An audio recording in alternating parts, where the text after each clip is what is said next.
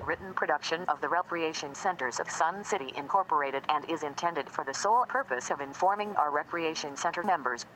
Any duplication, copying, transmission, broadcast, or use, including electronic and social media, is strictly prohibited without the prior written consent from the Recreation Centers of Sun City Incorporated. Thank you for watching.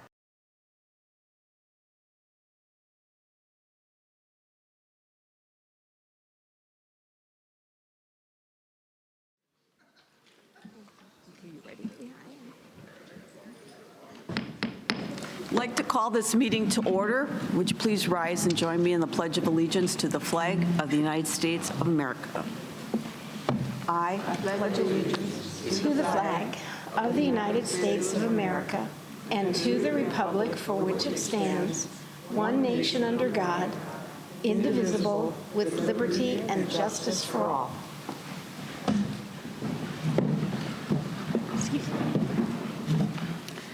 Welcome to our board meeting today. I'm Dale Lair, the president of the 2022 Board of Directors.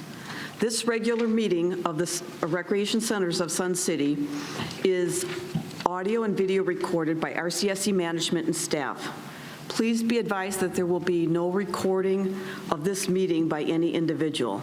If you wouldn't mind taking out your cellular phones at this time and placing them on the silent or vibrate mode, so that we don't disturb others. And I will remind you at the end to turn them back on. I would now like to introduce our timekeeper, Tracy Busseberger, our parliamentarian, Ray Chornecki, management staff, Bill Cook, our general manager, Kevin McCurdy, director of finance, Mike Woodford, Director of Buildings and Infrastructure, Chris Herring, Director of Operations, Brian Duthu, Director of Golf and Grounds, JoLynn Higgins, Communications and RCSC Marketing Coordinator, Marcia Johnson up on the stage, our Corporate Executive Coordinator, Teresa Serino, Director of Events and Entertainment and also of the upstairs booth, as well as Polly Corsino, Sun City Visitor Center and Marketing Manager. I would like to introduce any candidates that we have in attendance today. First candidate, Darla Akins, would you please rise? Thank you. Steve Collins,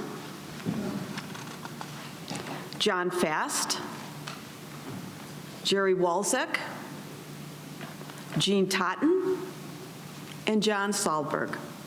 Give him a big O, and Jim Ruff. Sorry, I didn't see him. Way in the back is Jim. Sorry. Big round of applause. It's a big job, and best luck to all of you.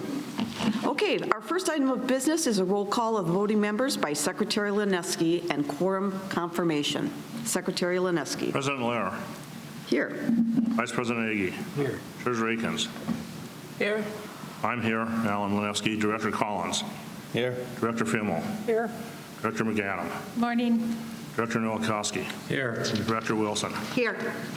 Madam Chairman, there's 9 for a quorum. There is quorum, 9 people. Thank you. Secretary Lineski. I have a motion, Thank you. and it's a motion for special rules for procedure for discussion and voting of the bylaws revisions. Rule number 1, discussion of the proposed bylaw revisions will proceed article by article at second. Motions to amend may be made, seconded, and voted on while we are considering an article, but no vote will be taken on whether to adopt the article or the entire bylaw revision document until we have gone through the entire document and discussed each article one at a time. Rule number 2, any motion to amend longer than 10 words must be submitted in writing. Number 3, no voting member shall speak more than once on the same question and shall not speak longer than 2 minutes. Number 4, Rule 4, there will be a maximum time of 5 minutes for each affirmative and negative side for a total of 5 minutes. Or actually 10 minutes per issue, it looks like, because it's 5 on each side. Rule number 5, the chair and co-chair of the bylaws committee may address all questions without time requirements. Rule 6, all amendments and discussions shall be germane to the issue at hand and not dilatory. Rule 7, when discussion is complete, when the discussion is complete of the final article, the entire bylaw revision document will be open for final discussion. A motion to accept or reject will be taken at the end of the discussion. Thank you, Secretary Lanevsky. Is there a second? Second. Second by Director Fimmel. Secretary Lanevsky, as maker of this motion, do you wish to speak first in favor of its adoption? Yes. It's anticipated, although I don't know for sure, that there will be many amendments. We want to give both sides a chance to state what they think and why they think it, and make the amendments and make the argument. It is believed by me that giving each side 5 minutes to make it and just get to the central issue of why an amendment is being made and why they're for it and why people are against it will allow us to go through every amendment in a way that they can be thoroughly discussed and then move on to the next amendment. Again, we started with about a 48-page document. We reduced it to 24 pages. It's a complex document. There are many areas of dispute, and we want to make sure that each area is discussed, and that's why this motion is in. Thank you. Is there any further discussion? Madam Chair, Director Nowakowski. as we go through these and the voting members vote, do we need a simple majority or a 2/3 majority to pass the motions? Amendments? Amendments are majority. Amendments are majority, and the bylaws at the end is by a 2/3 majority. So the amendments are a simple majority, Correct. and at the end, it'll be a 2/3 majority. Correct. Discussion. Should that be done, as for the amendments, so that we understand and it's into the record? Should we amend Director Lanevsky's motion to include that? No. Any other discussion? Director McAdam. I actually have a question for Director Lanevsky. Certainly. So from what I understand, the committee has received several inputs from members regarding the draft. Have you responded to those members? The inputs were discussed with the committee. They were meant to allow the committee, myself, and the co-chair, Director Fimmel, to know what is happening. We have not responded in writing to each and every one of those things. They were for consideration. There are a number of them that are there, and that's the way what the input was for the committee to consider, and that's the way it is, Karen. Okay, I have one follow-up question to that. I'm kind of missing a place in the agenda today for members to have an opportunity to comment. Is it true that there is no opportunity for members to comment on this motion? Madam President, may I comment? Director Fimmel. The reason why there's no room for member comment today is because there's nothing for the members to comment on.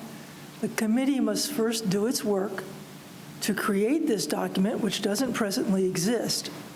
Once the directors finalize their work today, then there will be that final document will be prepared, and then the members will have something they can actually comment on.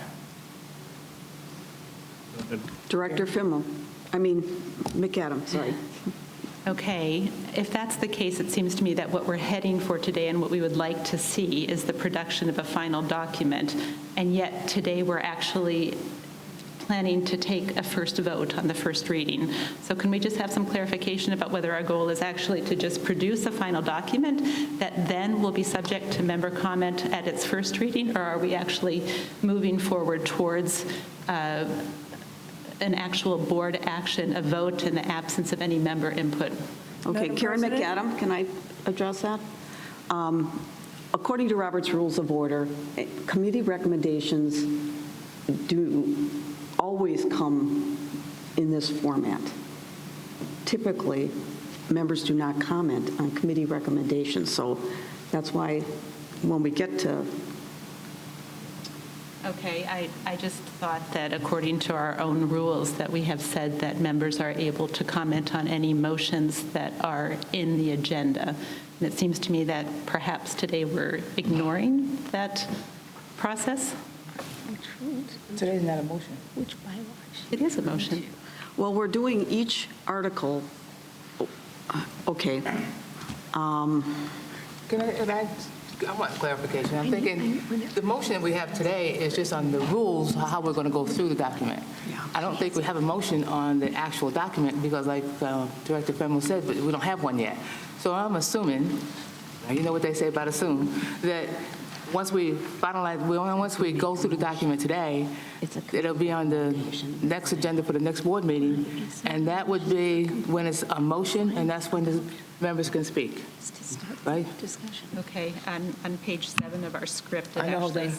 says Yes? that this motion is on the adoption of the proposed bylaws revision. So in other words, we're expecting by the end of our discussion today to have the final document towards which we're working. Okay. And it looks to me as though we're planning to take the first reading and go to vote on that. And then have the second reading next time. President Lair, I want to go through let's make a couple comments on this. First of all, based on parliamentary procedure as I understand it, and I was informed of this recently, because it's a committee recommendation today, there will not be a discussion. I envisioned discussion, but I'll go by the Robert's Rules of Order. There was an attempt last year to change Robert's Rules of Order to make it not mandatory, but where we could not have to follow them completely. However, I want board input today, and I also want member input. Today is going to be first the motion on the special orders, and the second one is for the bylaws. The members have had a chance to comment and will have further chance to comment. Even if the ruling today is that they can't today, because there's going to be another member exchange where I would urge everybody to come and say their viewpoints. 2, I'm not sure what happens at the next meeting, whether they're given a chance to comment or not. I would prefer it, but I'll go with Robert's Rules of Order because this is an important thing. Finally, we are voting, as I understand it, for the bylaws on the first reading. There will be 2 readings of the bylaws, as I understand it, and that's where we're at. Am I correct, President Lair? What we have today is we have a committee recommendation. It's not new business. We're going to work article by article. We're going to make amendments where we need to make amendments and vote on those. At the end, we will take a vote on our finished product. Then it becomes new business or old business, whatever, for the next time around. But the only time members get to speak on motions are when they're not on committee recommendations, and that's the problem. I think that's where your confusion is. Well, I'm just curious about what justification there is for determining that. It doesn't seem to me that we have any. Robert's Rules of Order state that. When you make a committee recommendation, that's where it's placed on the agenda. Right, but we also have said in our own bylaws, which trump anything that you think might be in Robert's Rules of Order, that members are allowed to speak on any motions that are posted. As a matter of fact, when we made the decision to move to having member board exchanges, that was one of the criterion for making that decision, was that at board business meetings, members are restricted to speaking only on motions, on posted motions. Okay, I'm going to stop this conversation. No, because we have a motion on the floor, and we need to vote on that motion, and then we can move off onto tangents. But right now, we have a motion on the floor. Madam President, Is it discussion regarding the motion? I challenge the decision of the chair On what? I on second. not allowing the members to have input on a motion that has been posted on the agenda. Our rules say they get to speak on any motion that's on the agenda, and we are breaking our rules. So I'm challenging the ruling of the chair. I'm appealing the decision. You have to say that. Well, there hasn't been a decision made yet. What we have is a committee recommendation. You just We have said you're not going to allow them to speak. Yes, please. The chair has asked for input, so I'm not speaking out of order, please. There has not been a decision made yet, Director Collins, from the chair about members speaking on the bylaws. There's been a discussion, and there has been explanations offered, I believe, by different directors and by the chair. At the moment, there is a motion on the floor about the rules, and the chair has stated she's not going to rule on anything other than what is on the floor at the moment. Director McAdam. Yes, Madam President, I would like to offer an amendment to Rule 7 to change the last statement that says a motion to accept, reject will be taken at the end of the discussion, and to change that a motion to determine the final form of the bylaw revision will be taken at the end of the discussion, because if we Could you do write that down, please? Wait, she can see it. Okay, say it, read it again. Sorry, Director McAdam. So to strike the last sentence of Rule 7, a motion to accept, reject will be taken at the end of the discussion, and instead to replace it, a motion to approve a final form Accept or reject. of the draft, Approve the final form of the draft. of the draft bylaws revision will be taken at the end of the discussion. Wait, just one minute. Of the bylaws revision. And my rationale for that is simply that. wait, this- wait. I don't Yeah, have it okay. written down yet. All right. Bylaws revision will be taken.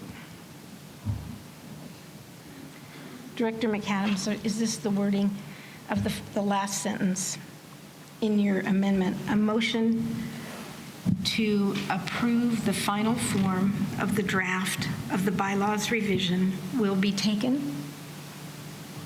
Is there a second to the motion? Second. To amend? Second? Who said second? I'm sorry.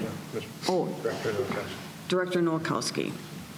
Thank you. Is there any discussion on the amendment? She made the motion. She gets to speak. I would like to just state, as the maker of the amendment motion, that the reason I would recommend doing this is apparently we're allowing members to speak to motions that are old business, but not to committee recommendations that are coming in as new business, if I understand that correctly. And this simply still allows the process to take place of having member input prior to the first reading and the second reading of the finalized draft. Is there any further discussion? You know, it's my understanding that we have not allowed members to speak on committee recommendations, but they can speak on motions.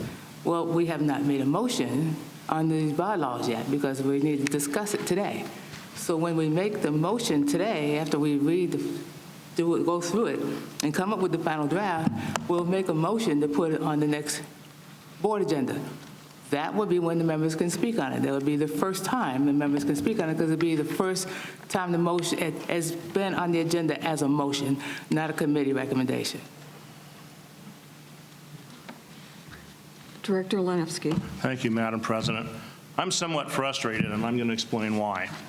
And I'm going to oppose the amendment. I was here last year when there were hundreds of people in here complaining and wanting the bylaws to be passed quickly. That occurred when the Bylaws Committee was formed. I gave my word that we would try to do this expeditiously, and we have. If this were going to be passed without a second reading, I would back Director McAdams' motion, an amendment, because members have a right, I think, to speak on this stuff, and they've been given copies of this. There was a board exchange. There's going to be another board exchange, and at the second reading, they're going to be allowed to speak. At the end of December 31st, everything we've done is gone, and a new board is in effect.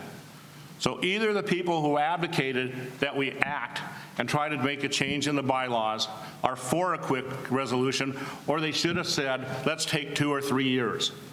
I'm not prepared to do that, so I want to act on the first reading today And then I want to have the members actively participate at the member exchange and at the next meeting before the vote, but I'm not prepared to delay this forever. So therefore, I'm going to oppose the motion made by Thank you. Director McAdam. Does anyone else have a recommendation or discussion? Discussion? Okay. Let's take a vote on the amended motion. I got to find out where it starts. Okay, the amendment is to strike the last sentence and to complete it with a motion to approve the final form of the draft of the bylaws. Revision. Oh, revision will be taken. Okay. Ready? Okay. Vice President Agee. That's no. Treasurer Akins. No? Director Collins. Yes. Director Fimmel. No. Director McAdam. Yes. Director Nowakowski. Yes. Director Wilson. No. I vote no. President Lair. No. The vote is 3-4, 6 against. Okay. Now if there's no further discussion on the motion, Secretary Lenevsky, will you please take the roll call vote On the motion itself. on the motion itself?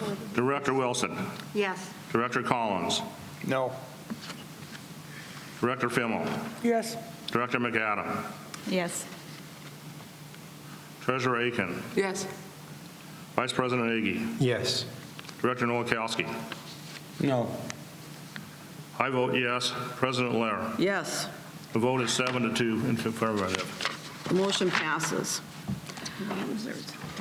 Okay, approval of the minutes from the September 29th, 2022 meeting were posted for the director's review. Are there any corrections or additions to the minutes?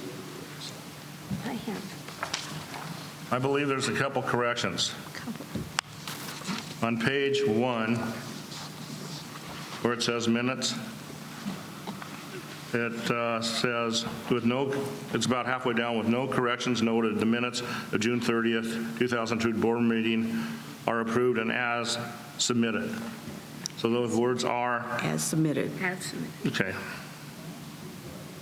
The Okay. second one that I would make a change on is management report.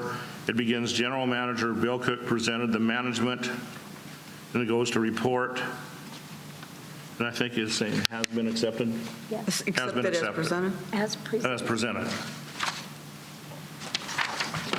Is that it? Well, turn the page. I can't remember. Okay, we now go to page 4.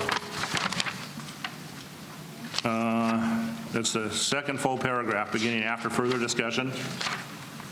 It goes, Director McAdam moved to, and I'm substituting the word amend instead of to make an amendment, to amend, and then it goes on as it was. Then, Can you repeat that last one? Vice President Agee. Okay. Yes. It's the next meeting. What? What's the last one you just said? I'll bring it to you in just one second, Marcia. Okay. Then it goes to next meeting. It goes, Vice President Agee reported the next meeting will be our member exchange on Monday, October 10th, 2002 at 9:00 a.m. In the Sundial Auditorium, period. It says she, it should be he. And with those amendments, I would move the passage of the minutes. You didn't take a motion. Okay. Let's get the other corrections. Yeah, I got to get back to the agenda.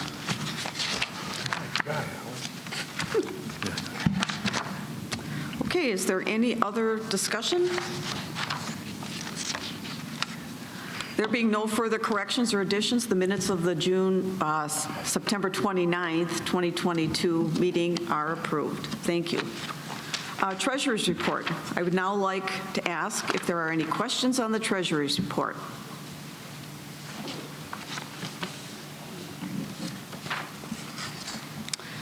There being no questions or additions, the Treasurer's report is filed for audit. Management report. Are there any questions or comments on the management report? There being no corrections or additions, the management report has been accepted. Thank you, General Manager Cook, for the management report. Committee reports. Director McAdam, Chair of the Budget and Finance Committee.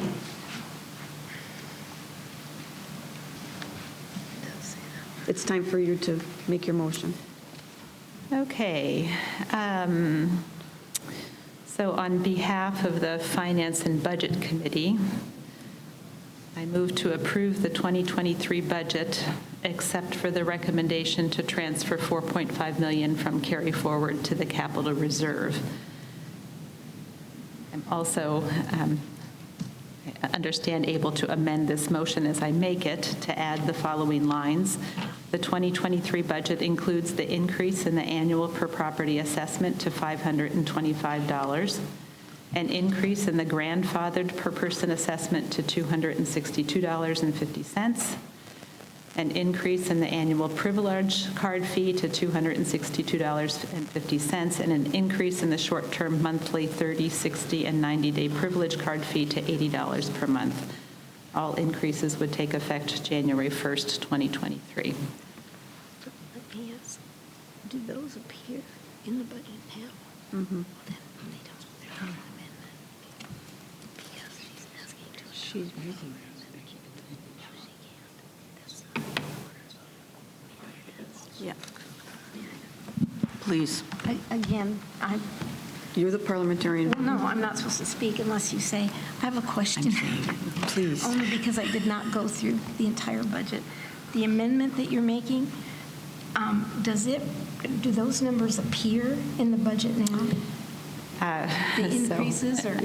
Sister Necki, I'm not sure that this actually qualifies as a motion amendment. I believe that when somebody brings a motion at the very first time, there is an opportunity to revise the language in the motion. So this is not a motion that's actually been brought to the floor already. But prior to bringing it to the floor, it's just being expanded to include that additional information. The information that is in the budget is the annual per property assessment fee of $525. The rest of the figures that are there are derived figures based on that being the new assessment fee that's being proposed by management.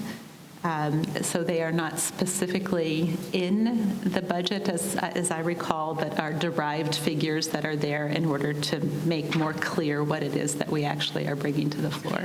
Thank you. And the only reason I ask is if all of that is in the budget, you wouldn't need to make an amendment because you're moving adoption of that budget if they were there. But if they're not there, then They aren't there. and I don't know, I have to be honest with you. So that's why I'm asking about the motion. So both the motion was brought forward on my behalf as well as this change to the language was brought to me on my behalf. So I'm basically reading what was presented to me and bringing it to the floor. Can I just speak for a minute on this? I think that because the $526 for the annual assessment was not on the motion, 25. or 25, I'm sorry, was not on the motion, there was concern in the community that somehow we were hiding or not being fully disclosing information. So perhaps maybe just having, the 2023 budget to include the $525 would be sufficient. I don't think we have to go through the full breakdown. And you do have the right to do this. It's whatever.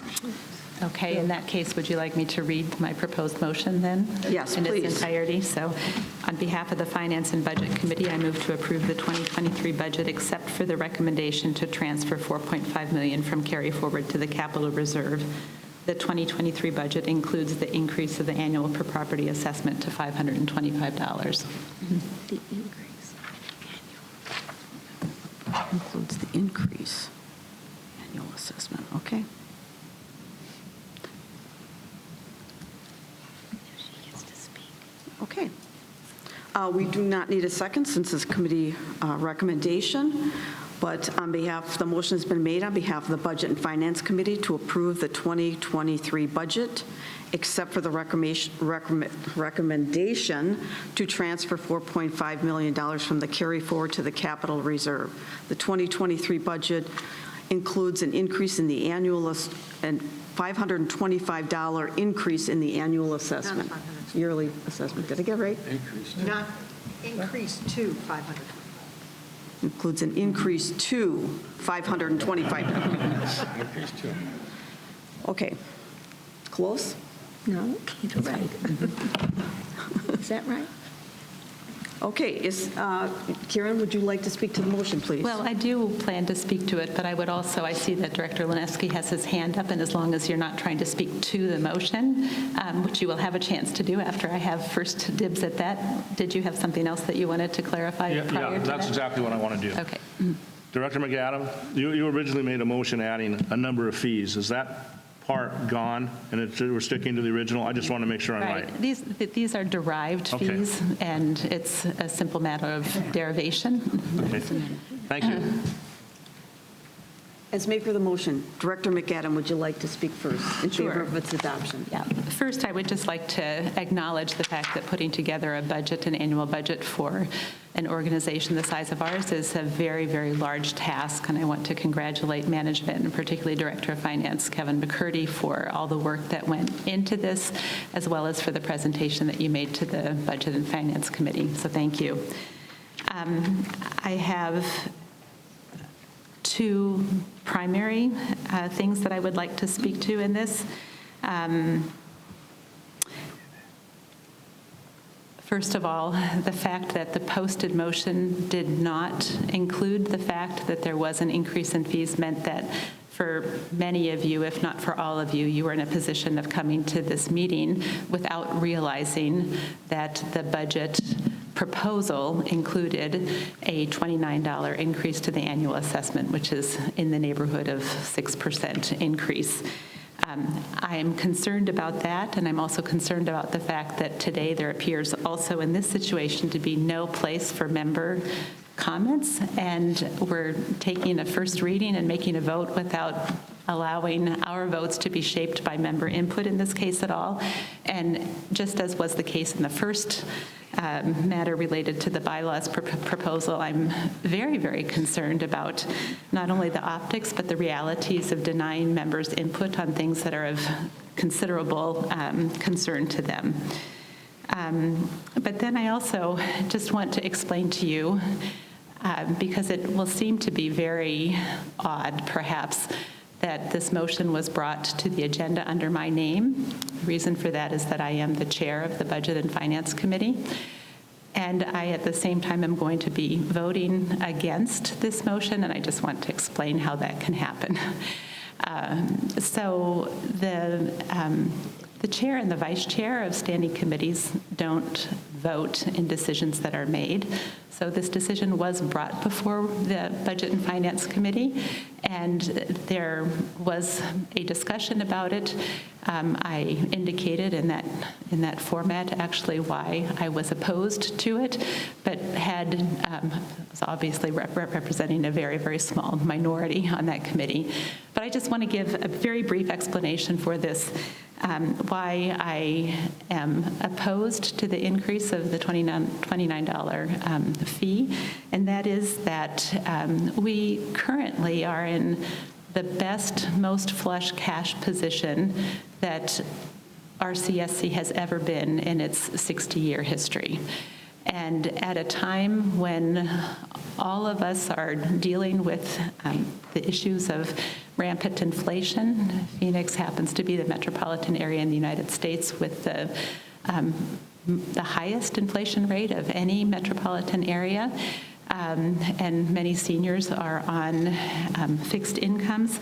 I find that increasing our revenues at a time when we're so flush with cash is problematic.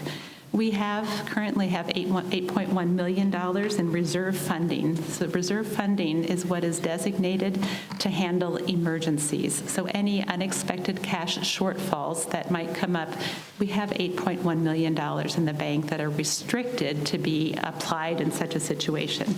In addition to that, today's Treasurer's report indicates that we have $11.3 million in carry-forward funding, which means this is unrestricted monies that have been accumulated over the past years as we have had budget surpluses.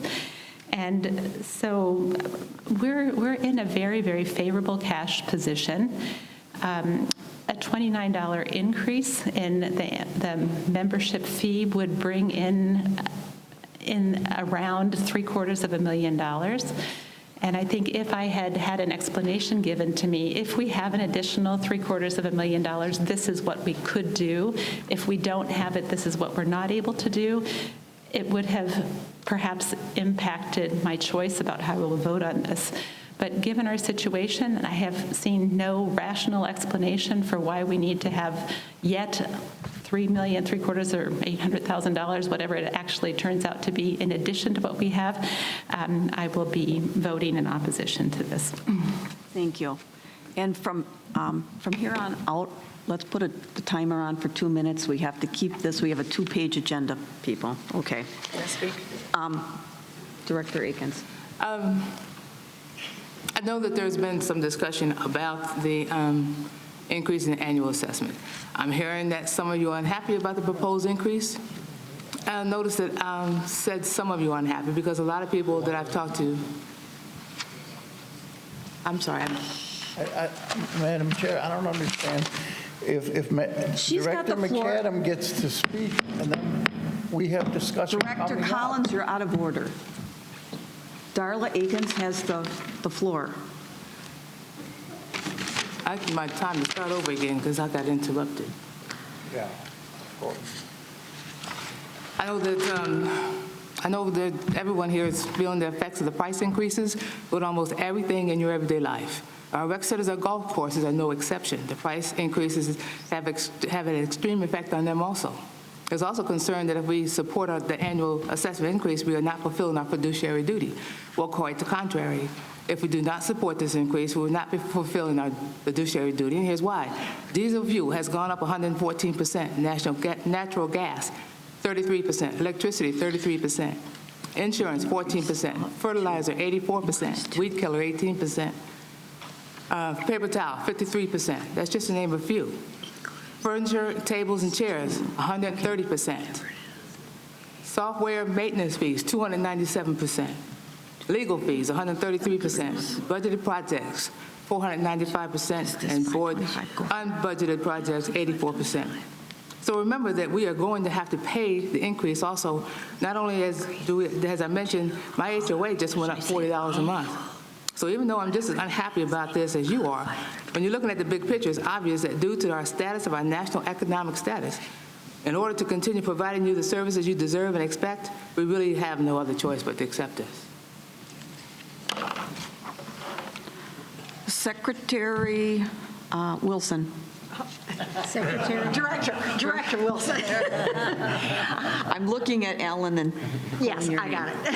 I just wondered if our Director of Finance or General Manager would like to clarify, make some clarifications as to why of this increase.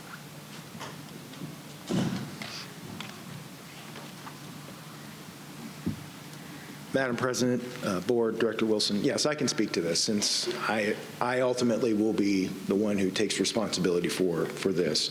So, Director Akins, thank you for presenting those numbers. That was actually presented to the Finance and Budget Committee. Across the board, we're seeing, triple-digit, in some cases, increases in our costs. And so, to note that we haven't raised the assessment in 6 years, that I think is very important. And part of the reason is because we have the carry forward. We do budget every year to utilize that carry forward. Fortunately, we've been very efficient in terms of our expenses, and typically we don't eat into the carry forward, but instead we actually add to the carry forward. This year, with all of our costs going sky high, and the fact that we've got some added headcount in order to make sure that we can provide all of the services that we put into this budget, which, by the way, we at this point are budgeting to eat into that carry forward by 20%. This is the highest year ever in terms of us doing repair and maintenance capital and all the projects associated with what the club members wanted and what the requirements are from all of our centers, it represents a roughly 35% increase over any other year. And so we're looking to actually eat into that by 20%, eat into the carry forward by 20%.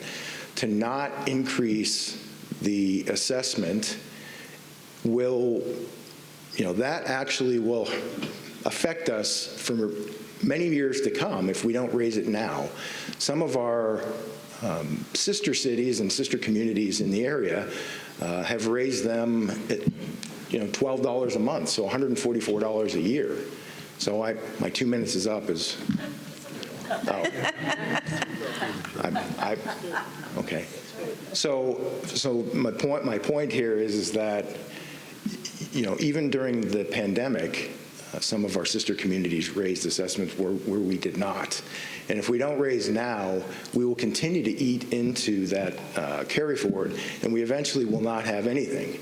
And so you pay me to be the person who takes care of us from a fiscal perspective, and that's what I'm trying to do, is to not completely eat into that carry forward and to have enough in the event that we have an emergency. And if we want to talk about reserves, I believe that Director McCurdy could talk to that, but we are under-reserved. So that's why we did make the recommendation to put $4.5 million into our capital reserve.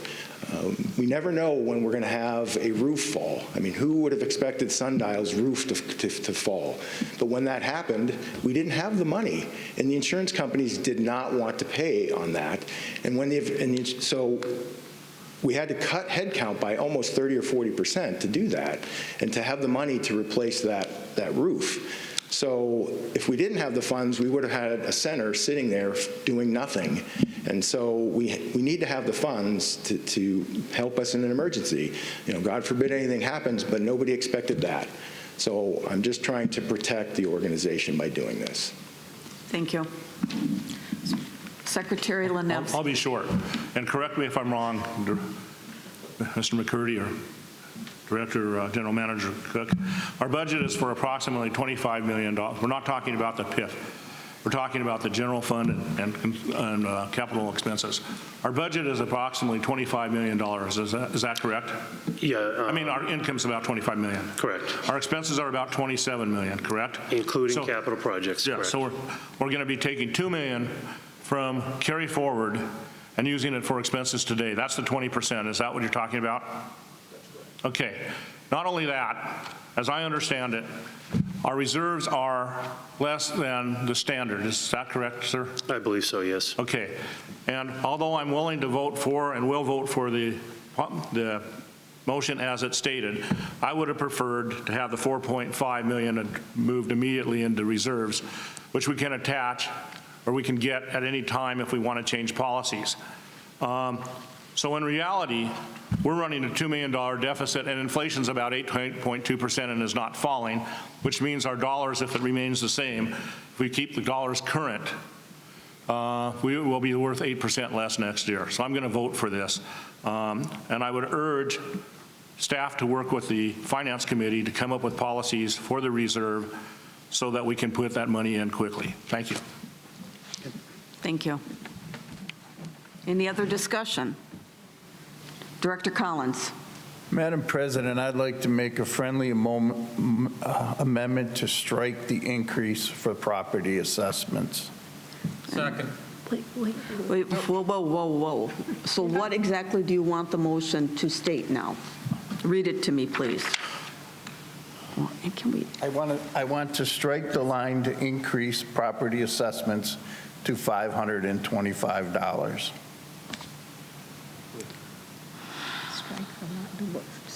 So you want to remove the line that Karen just put in? I want to remove the property assessment increase from the budget. No. Just wait. You want? So I'm just going to strike this, what she put in. That's what he says. There is no such thing as a friendly amendment. I know. Okay. Okay, so the motion that you want is on behalf of the Finance and Budget Committee to approve the 2023 budget, except for the recommendation to transfer $4.5 million from carry forward into capital reserve. And to, And there not be an increase in the. and there not be an increase in the annual assessment. With no increase in the annual assessment. Yes. Okay. Madam President, just for my clarification, so we would be passing a budget, but we would not be approving any increase in the annual assessment. Is that Correct. what we're voting on? Thank you. No increase in the annual. Okay, is there a second to that? Karen? Yes, there is a second. Well, Karen McAdam seconds the motion. Is there discussion, further discussion? General manager. Madam President, Mr. Lineski already seconded it when I first made it. Yes, he did. Okay. No. John did. John did. I did not. No, I'm sorry, John did. He seconded it. You got that? Thank you. Okay, if there's no further discussion on this, and I'm just asking, oh, boy. Okay.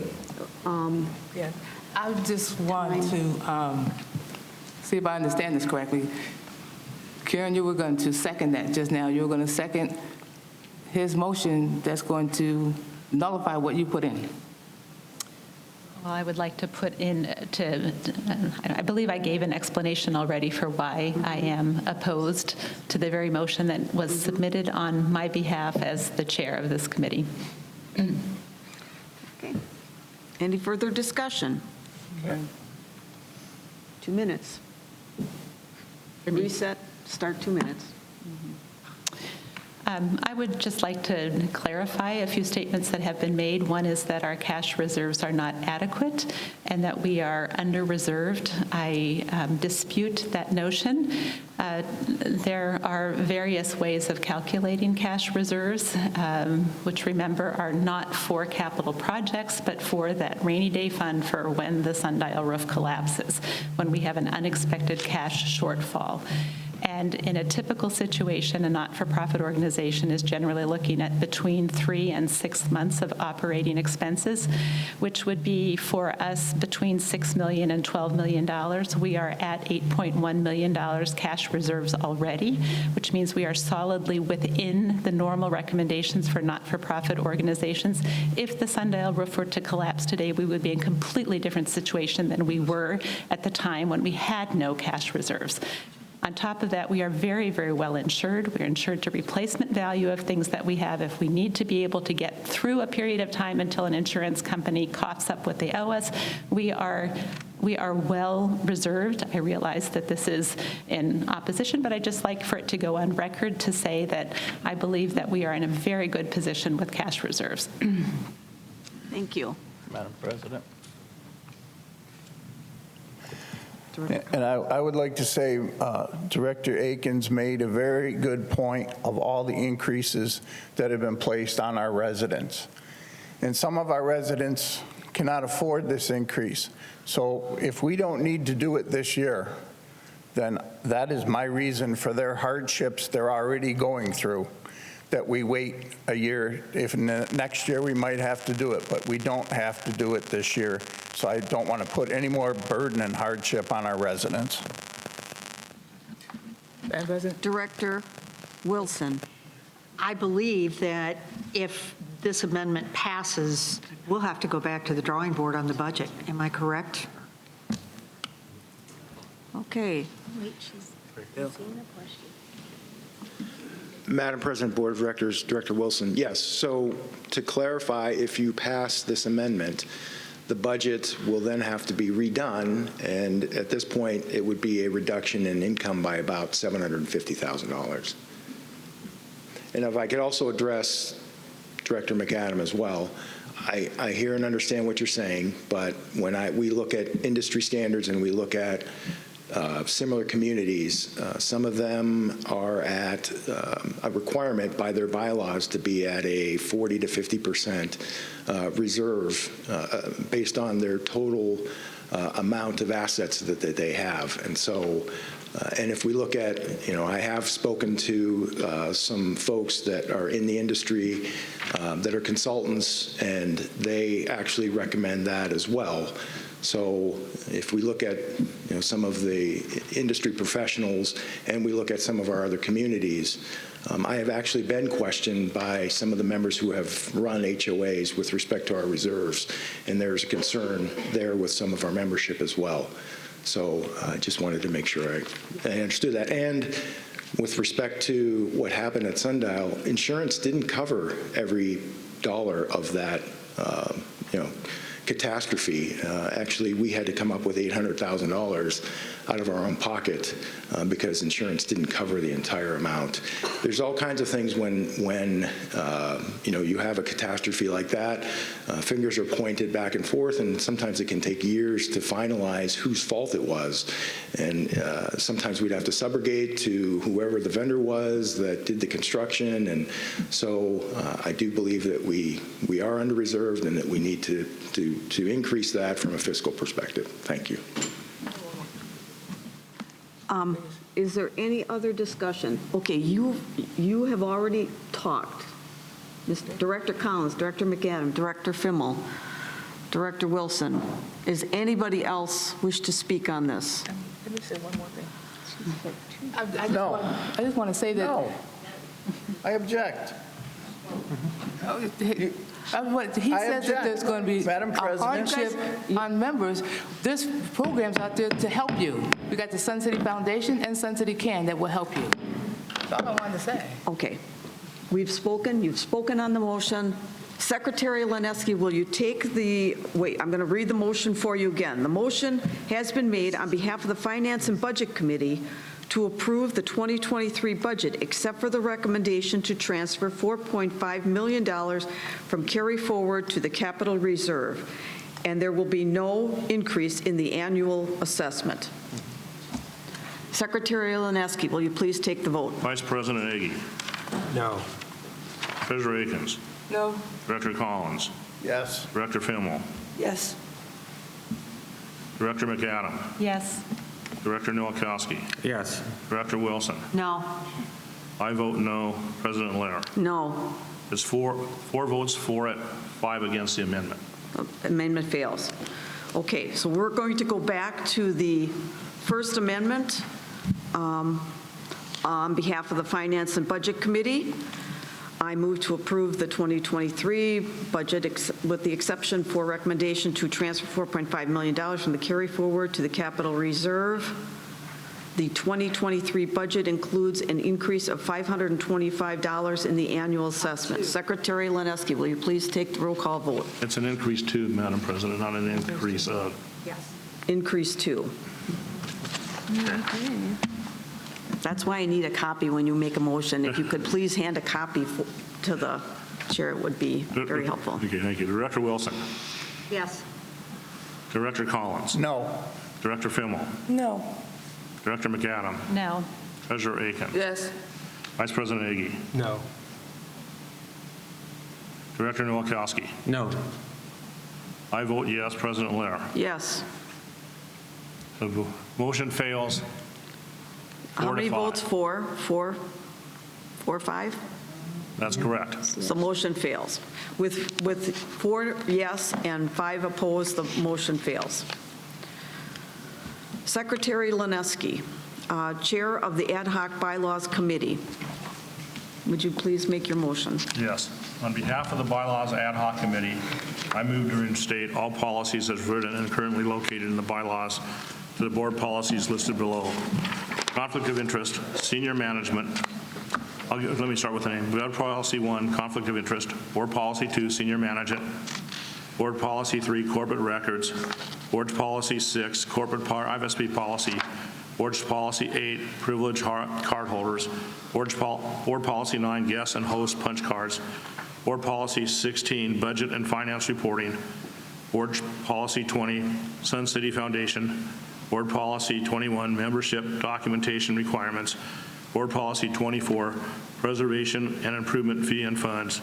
Board Policy 27, committees. Board Policy 31, risk management. Board Policy 33, investments. Secretary Laneski, as maker of the motion, do you wish to speak first in favor of its adoption? Yes, I just want to say a few things. When we started as a committee, the bylaws committee, there was a general consensus, including some members of the board who ran on it, that we had a number of policies in the bylaws that should be taken out of the bylaws and put into policies. So what the committee recommends is we took the wording exactly out of the bylaws and moved them into policies, so that if the bylaws are passed without these documents in there, without these provisions, if they're passed without these policies being passed first, there'll be no policies and there'll be nothing in the bylaws. We're aware that at some point the policies may want to be changed, but this is basically a holding thing so that we have what we currently have in place as far as policies. So if the bylaws pass, there's not a change in these provisions. I envision next year going back and looking at the policies and might make some changes. But without these policies passing, then you can't pass the bylaws except if you want to get rid of all these provisions. And that's why this motion's being made. Thank you. Discussion? Director McAdams, you have 2 minutes. So I just have a couple of questions for clarity, Alan, and one of them would be, I think it would be helpful for everybody who's looking at this to understand what the difference is, the functional difference between a bylaw and a policy. And secondly, whether there are any downstream consequences from this. So is there, for instance, does this impact the ease with which these could in the future be amended, for instance? Is there a difference in the way that policies are amended as opposed to bylaws? Could you perhaps just give us a little explanation for the rationale for moving these out of bylaws into the policy quadrant? Director McAdam, every voting member on here knows the difference between bylaws and board policy. The major difference is that a bylaw needs a 2/3 vote to pass on an amendment or a change. Policies are a straight majority. Policies and bylaws can be changed by the board. Does that make it? So all we're doing is moving material from one place to another, and of course you can amend it at some later date. But we have a 2-page agenda, and we have to be out of this room by noon. So I'm just trying to keep things moving here. All right? Okay. Is there any further discussion? Secretary Nowakowski, you have 2 minutes. Thank you. There was some confusion on how these removals and insertions were taken out and put back into policies. I believe the committee and the staff has gone through and got most of them resolved. I was the one that brought up some of the issues, and I think they've all been resolved through the process. So I think we're okay with the removal and insertion into policies. Thank you. Any further discussion? Okay, the motion, it has been moved on behalf of the Bylaws Ad Hoc Committee to reinstate all policies as written and currently located in the bylaws to board policy. Secretary Laneski, will you take the roll call vote, please? Director Wilson. Yes. Director Collins. Yes. Director Fimmel. Yes. Director McAdam. Yes. Director Akins. Yes.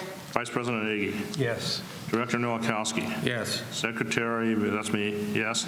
And President Lehr. Yes. It's 9-0 in favor. With nine votes in favor, none opposed, the motion is approved. The next item of business is a report of the Bylaws Ad Hoc Committee to be given by the chairman of the committee and the RCSC Board Secretary, Alan Lanefsky. Chairman Lanefsky, I want to thank you very much. We also want to thank the members present here today who worked on this committee. Each of these members have spent many, many hours creating, reviewing these proposed RCSC bylaws revisions. We are grateful to the members of our bylaws committee for undertaking this task. Secretary Laneski. By direction Okay, I would like to thank, Madam President, I would like to thank all the members of the Bylaws Committee for their hard work. I was part of it. Director Fimmel was part of it. Also, Janet Curry was not here. Patrick Gannon, would you please stand?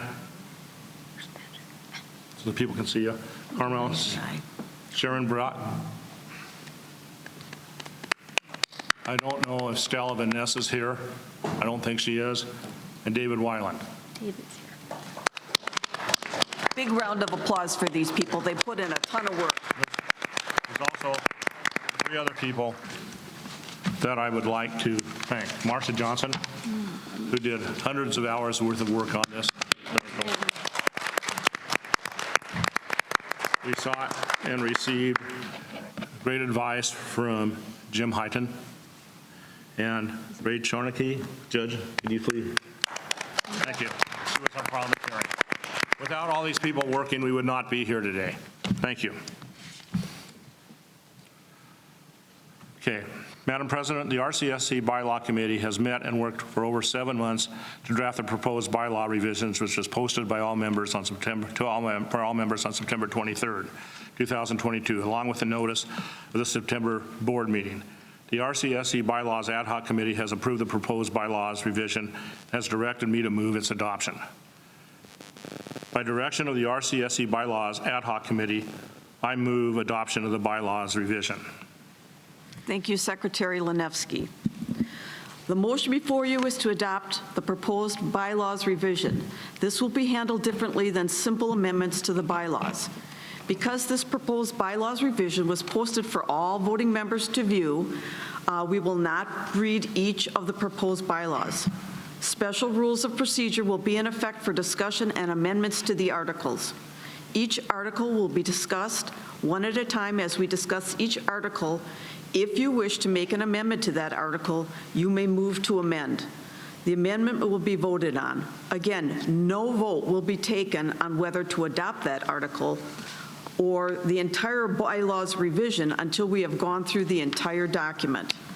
When we have discussed the final article, I will open the entire document for final discussion or amendments you may wish to make in the entire document. Then we will vote on whether to adopt the entire bylaws revision document.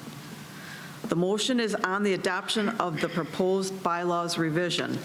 Discussion is now open on Articles 1, titled The Corporation, and Article 2, titled The Membership, Cardholders, and Guests. Since these are very brief, we will discuss 1 and 2 at the same time. Discussion, discussion, discussion. Yep, Madam Chair. Director Nowakowski, you have 2 minutes. Okay, I'd like to go And back. I would just like to say, before you start, are you voting in favor or against? This is against. This is for Against. revision. Not any voting for or against. This is a revision to the. Well, we're not voting on it. We're- Speaking. Right, we're not voting on For or it. against. We're asking for a revision. You want to amend. I want to make a motion to amend. Is it longer than 10 words? Did you No, write up? I can pass them out to you. I don't Just have- pass one to Marcia and one down here, please. Thank you. Is it on Article 1 or 2? It's in the whereases, which is before Article 1 and 2. Board policy? No, corporate bylaws. I'd like to make a motion to amend and remove the words "on an annual basis" to the corporate bylaws whereases, which is before Article 1 and Article 2.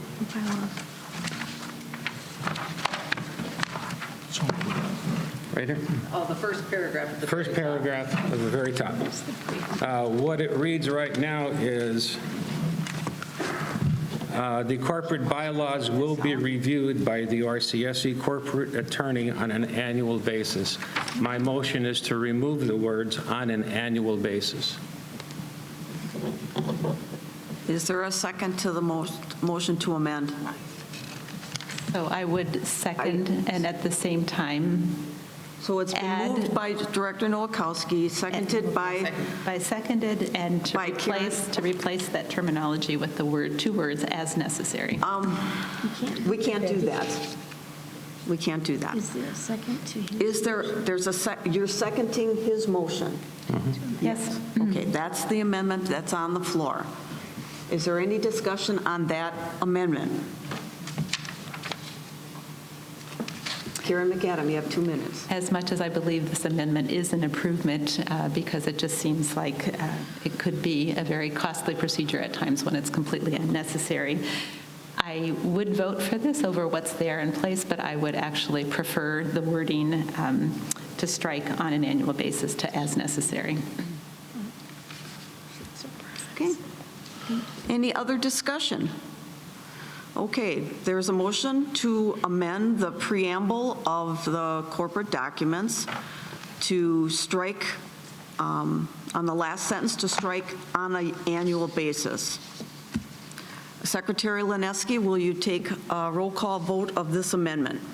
And I still don't have the paperwork from Secretary Nowakowski. Vice President Ege. No. Treasurer Akins. No. No. Director Collins. Yes. Director Fimmel. No. Director McAdam. Yes. Director Nowakowski. Yes. Director Wilson. Yes.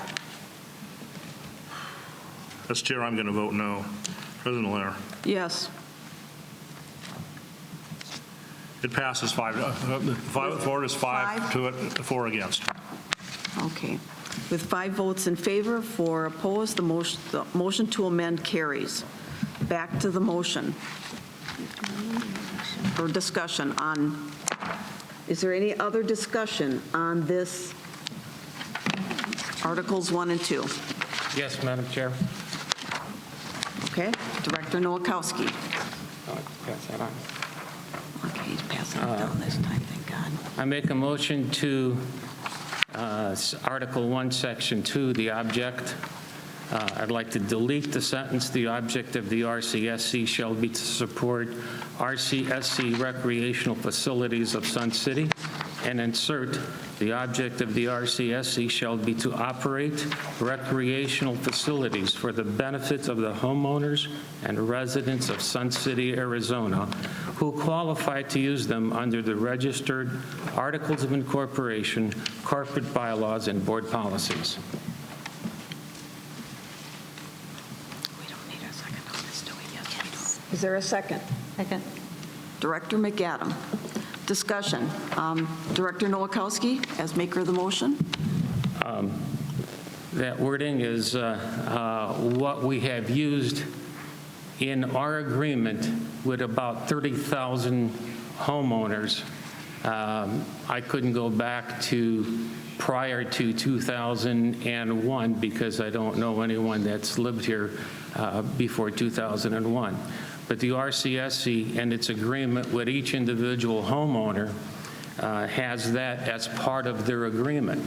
If it's part of the agreement and the RCSC agrees to do that with every homeowner, the least we can do is include it in our bylaws. So at 1,500 average homeowners, average transfers, 20 years, we've signed that statement about 30,000 times. I think it should be in the bylaws. Any further discussion? Secretary Linefsky. Number one, we are contractually bound to follow that wording in the contract. In other words, the facilities agreement is what I believe you're talking about. However, I'm opposed to the amendment because this was discussed extensively with legal counsel. And the concern is about our nonprofit status. And the wording did not come from the committee, although it worked with attorneys on it, or an attorney on it.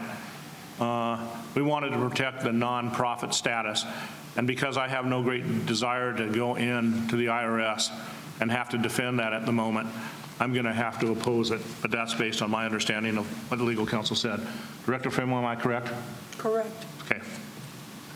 Any further discussion? Okay. The motion to amend Article 1, the corporation, Section 2, object, is to delete what's currently there and insert, "The object of the RCSC shall be to operate recreational facilities for the benefit of homeowners and residents of Sun City, Arizona, who qualify to use them under registered articles of incorporation, corporate bylaws, and board policies. Secretary Lineski, will you please take the roll call vote? Yes. Vice President Agi. No. Treasurer Akins. No. Director Collins. Yes. Director Fimmel. No. Director McAdam. Yes.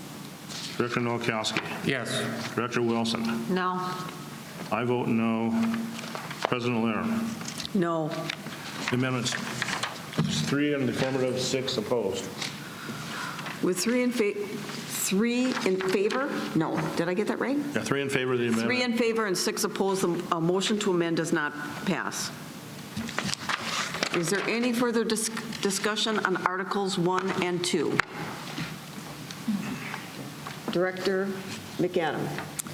So in Article 2, Section 5, letter D, this is on page 8. Hold on, we got to catch up with you. Okay, Section 5 what? So this is Article 2, Section 5, letter D. I move that we strike the sentence in the middle of that paragraph that states, if the appeal request is accepted, the cardholder may not introduce new witnesses or evidence. Do you have this in writing? You're just striking. Strike that. Okay, so there is a motion to amend Article 2, Section 5, letter D, under board hearing appeal, that the sentence, the board may deny, no, if an appeal request is accepted, the cardholder may not introduce new witnesses or evidence. Is there a second? Second. Second by Director Nowakowski. Discussion. Director McAdam? Yes, I just feel that if somebody is accused of something, oftentimes they come into their very first hearing and are confronted with things that they were unaware of prior to that hearing. And should they, in an appeal, wish to address those things and are denied the opportunity to bring new evidence or witnesses, I believe that it's just putting witnesses in a difficult situation that they should not be confronted with. Any further discussion? Yes. I got to defend, I understand, President Lair, but I got to defend what the committee did.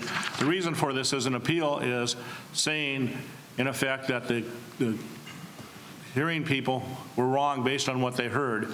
It's not a trial, a new trial.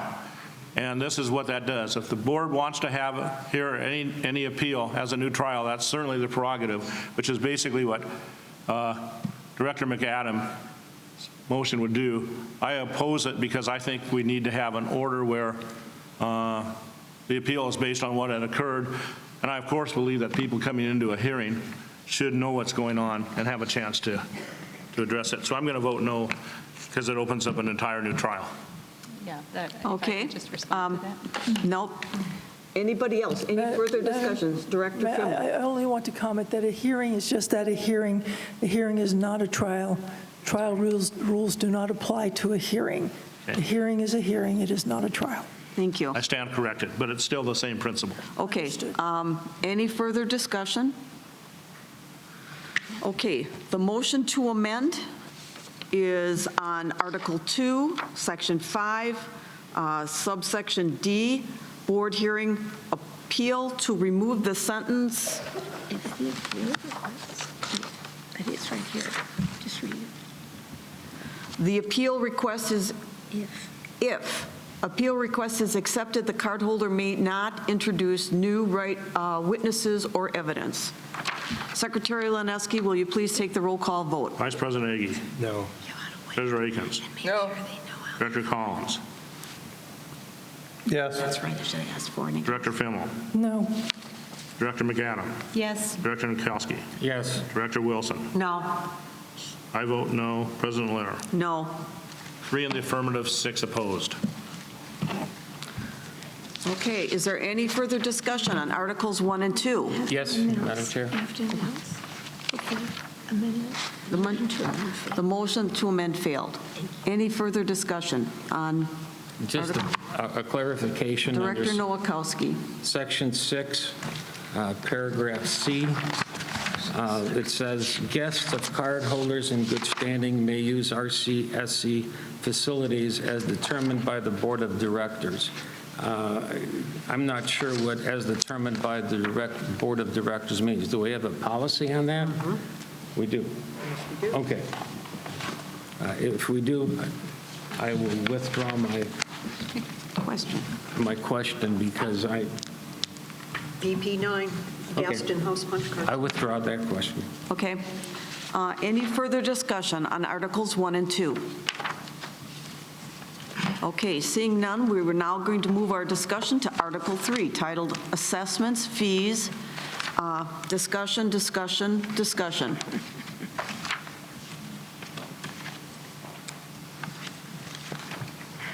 Hearing no discussion, I would like to move on to Article 4, titled Membership Meetings, Discussion. Director Nowakowski. Pass that down. Pass that down to the Marshal. I move to amend Article 4, Section 4, Membership Meetings and Rules, Paragraph 3.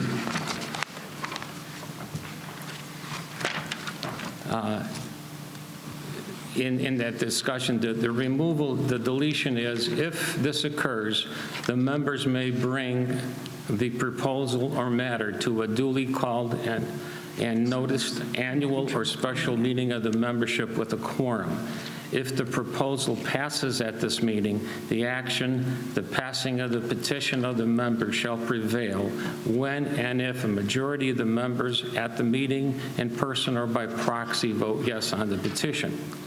And insert, if the petition is successful, the president will announce the date of the election within 30 days.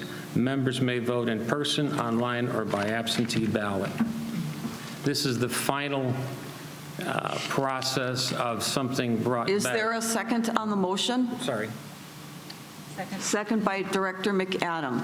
Director Nowakowski, as maker of the motion, do you wish to speak? In the process of the members bringing something forth by petition is spelled out fairly well. Unfortunately, after the board rejects it, the members have to turn around and get another special meeting with another set of signatures and another set of proxies to vote on the thing that they brought forward to start with. To me, that's a little convoluted.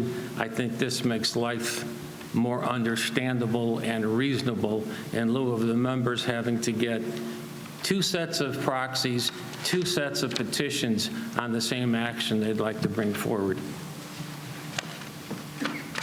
Further discussion? Secretary Lansky, would you please state if you're for or against the motion? This is, to clarify, I'm against the motion.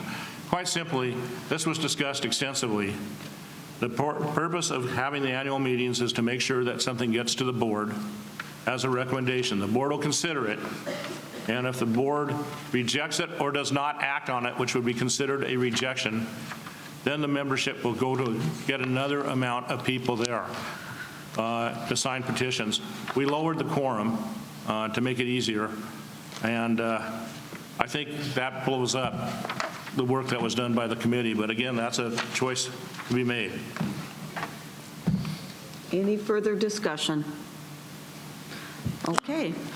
The motion before you is a motion from Article 4, Membership Meetings, Section 4, Paragraph 3, delete the third paragraph and insert.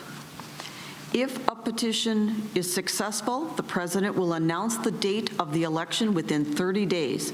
Members may vote in person, online, or by absentee ballot. Director or Secretary Lineski, will you please take the roll call vote? Vice President Agee? No. Treasurer Akins? No. Director Collins? Yes. Director Fimmel? No. Director McAdam. Yes. Director Nowakowski. Yes. Director Wilson. No. I vote no. President Lair. No. 3, 4, 6 against. With 3, 4, 6 against, the motion fails. Is there any other discussion of Article 4? Yes, ma'am. Director McAdam. So in Article 4, Section 1, the annual membership meeting is dealing with the occurrence of a force majeure, and here is my written Oh, good. proposal. Amendment is that we add the sentence, in case of a force majeure cancellation, the annual membership meeting shall be reconvened at the earliest suitable date. You need to start again from the beginning where you're inserting this. I'm adding this to the end of section, well, the end of page 10, which is the paragraph dealing with the potential cancellation of an annual membership meeting due to the occurrence of a force majeure. It would be the last sentence. Is it, So In where the it event of- says, stoppages, epidemics, pandemics, or any similar circumstances beyond the reasonable control of the corporation, period. I'd like to add to that, in case of a force majeure cancellation, the annual membership meeting shall be reconvened at the earliest suitable date. She would add this and you're adding, to the last paragraph. That sentence that I've just read for the Okay. second time. okay, so there is a motion on the floor. Is it seconded? Do you want me to read it? That's okay. No problems. Is there a second? Second. Second by Director Nowakowski. So the motion is Article 4, Section 1, Annual Membership Meeting, end of the paragraph 1, adding, in case of a forced, what is this, major? Force majeure. Oh, force majeure cancellation. What is this, AMM? A membership meeting? Oh, a membership meeting shall be reconvened at the earliest suitable date. Okay, discussion. Director McAdam? I have nothing to add. Madam President, I don't see a problem with it. It clarifies it. Any further discussion? Okay, there's an amendment on Article 4, membership meetings, Section 1, annual membership meetings, end of first paragraph, the addition of, in case of a force majeure cancellation, the annual membership meeting shall be reconvened at the earliest suitable date. Secretary Lineski, will you please take the roll call vote? Vice President Agee. Yes. Treasurer Akins. Yes, sorry. Director Collins. Yes. Director Fimmel. Yes. Director McAdam. Yes. Director Nowakowski. Yes. Director Wilson. Yes. I vote yes. President Lair. Yes. So it passes unanimously. Is there any other additions or discussion to Article 4?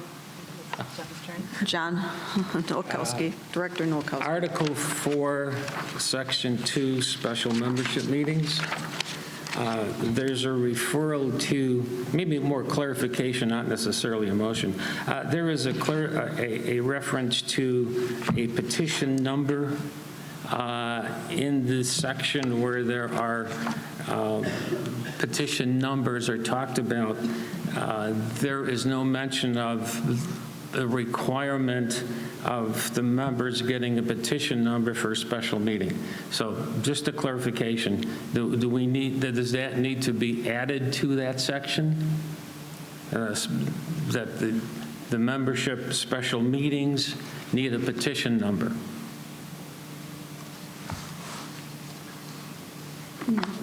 There's no process under Section 2, special membership meetings to get a petition number. Okay.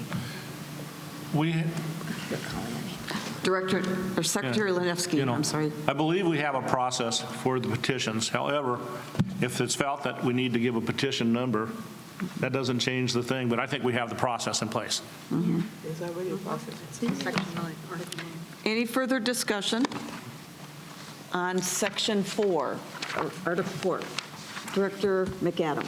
So in Article 4, Section 1, again, so after the force majeure piece, and I'm not sure whether the paragraph markings on my copy are clear or not, but it's on my document on page 11, the third line. There's a requirement for posting when the annual membership meeting shall be posted, and it currently says not less than 10 days, nor more than 45 days before the date of the meeting. My motion would be to amend that to shall be published and/or on the RCSC website at least 45 days before the meeting. It always says it. At least? No, that's not what it says, Darla. So you're deleting not less than 10 days? Not less than 10 days nor more than 45 days before the date of the meeting. And I'm recommending an amendment that it shall be posted at least 45 days before the meeting. Okay. Actually, I believe, pardon me, I believe I have the first chance after it's Well, seconded. I'm trying to It needs to be clarify. seconded. I want to make sure I have your motion right. Did you write it down? So you're asking It's for not- written? It's less than 10, it's less than 10 words. So you're scratching, not less than 10 days? And Not just less saying than 40 10 days nor more than 45 days before the date of the meeting, right, scratching that and replacing it with at least 45 days before the meeting.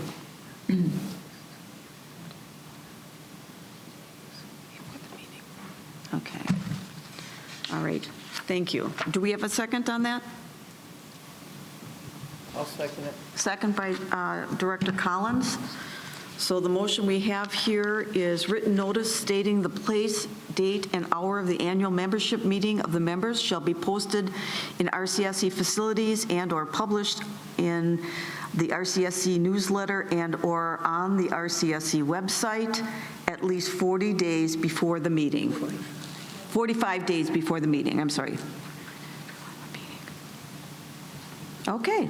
Director McAdam, as maker of the motion, would you wish to speak first, in favor or against? Yes, I do. So allowing that posting to go out just 10 days in front of the meeting actually denies members the opportunity to submit motions. I believe the requirement for motions is something like 20 business days in advance or some number of days, which would mean that we would let you know that you have a membership meeting coming up, but there's no longer any time for you to bring any motions forward to that. So I don't believe that there's any deleterious effect of putting it on prior to the 45 days, but I think it's important for the membership to be notified at least 45 days in advance so that should they choose to take advantage of their membership privileges of bringing motions to that meeting, they have adequate time to do that.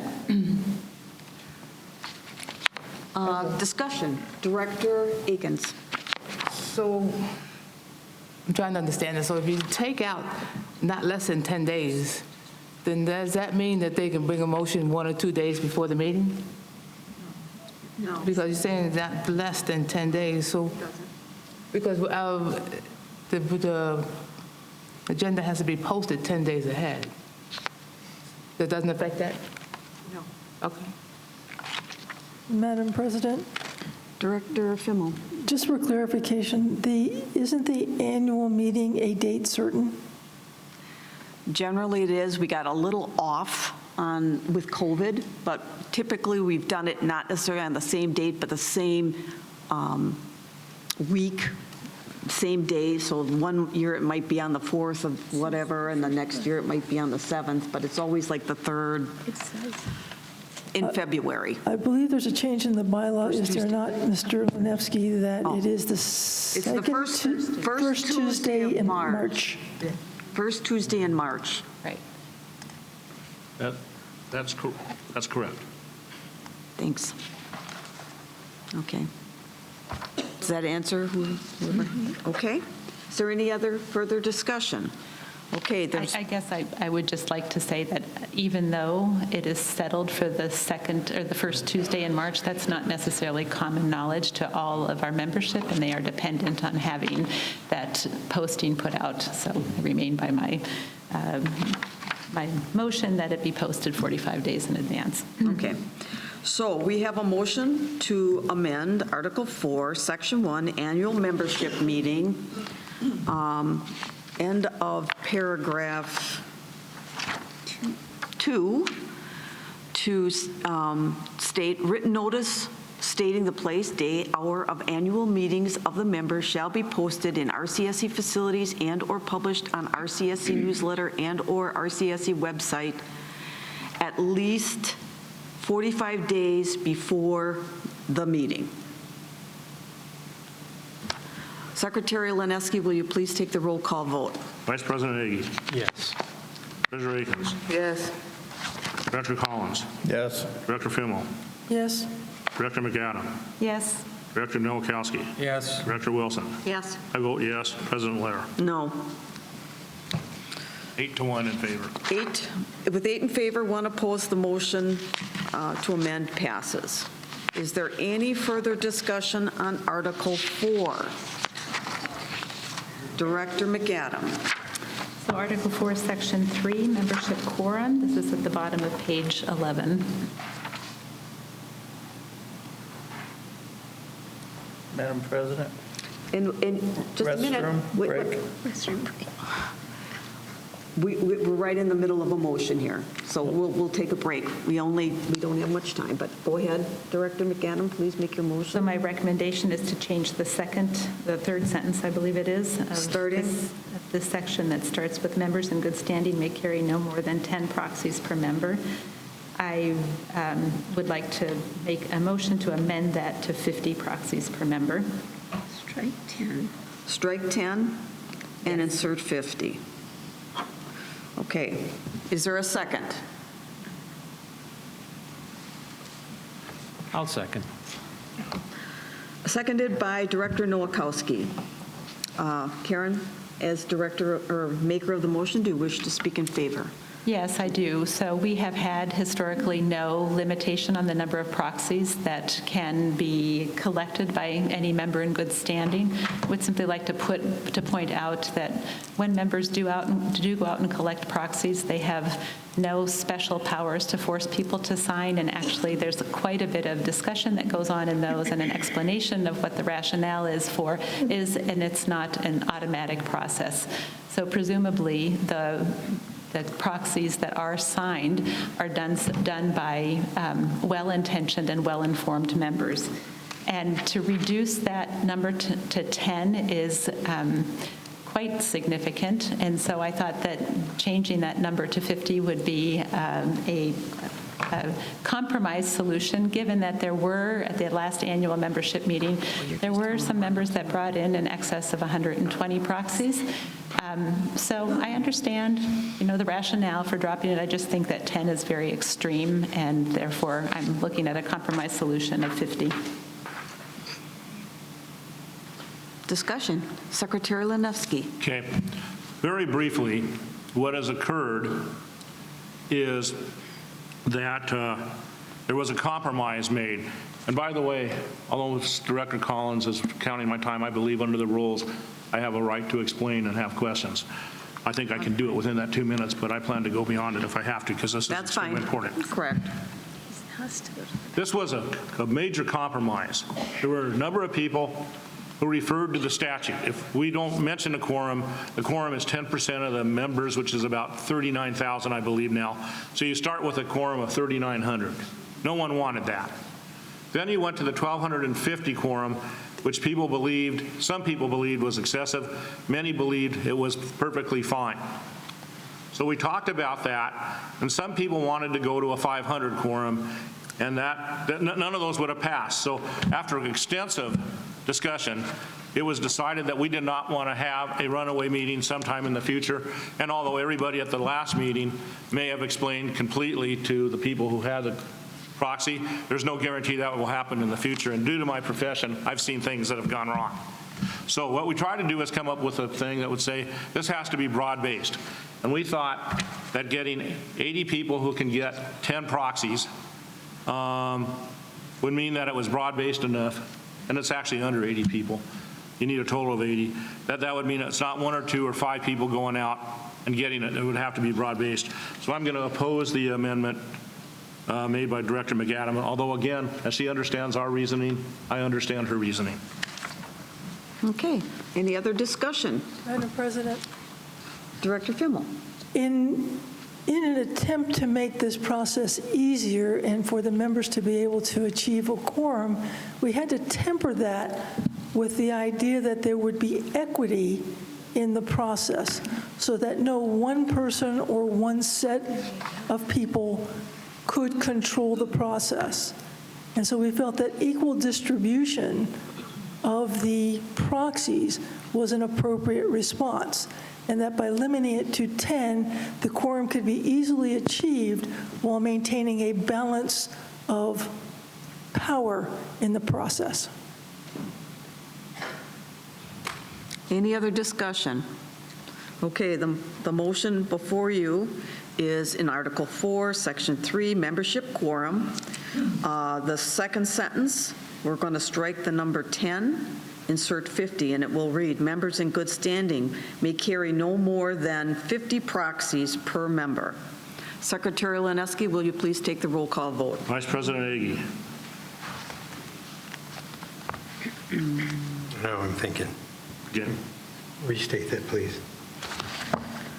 We're changing the second sentence in Section 3, membership quorum. It's going to read, members in good standing may carry no more than, currently it says 10, and switch that to 50 proxies per member. No. Yeah, I just want to make sure I'm... Treasurer Higgins. No. Director Collins. Yes. Director Fimmel. No. Director McAdam. Yes. Director Nowakowski. Yes. Director Wilson. No. I vote no. President Lair. No. 3 in the affirmative, 6 opposed. With 3 votes in favor and 6 opposed, the motion does not carry. Are there any other discussions regarding Article 4? Director McAdam. Oh, wait. Before we do that, let's just take a 5-minute break.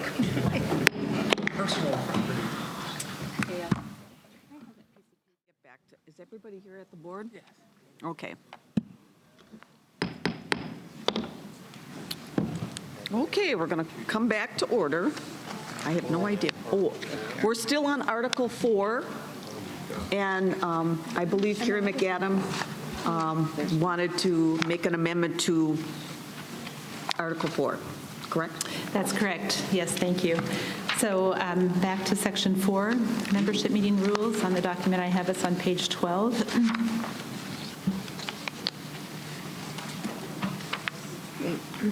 So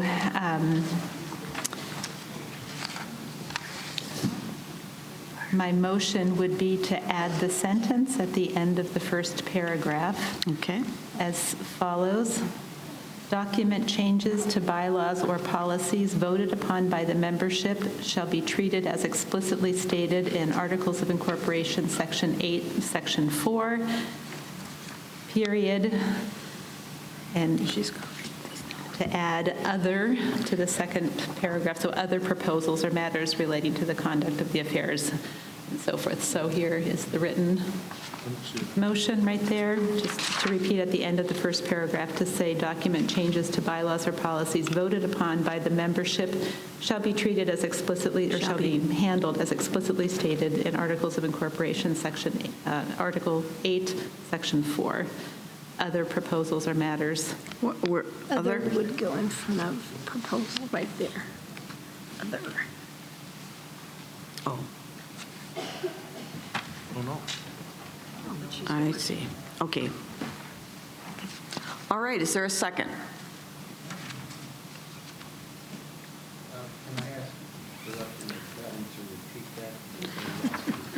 Would you read it again, please?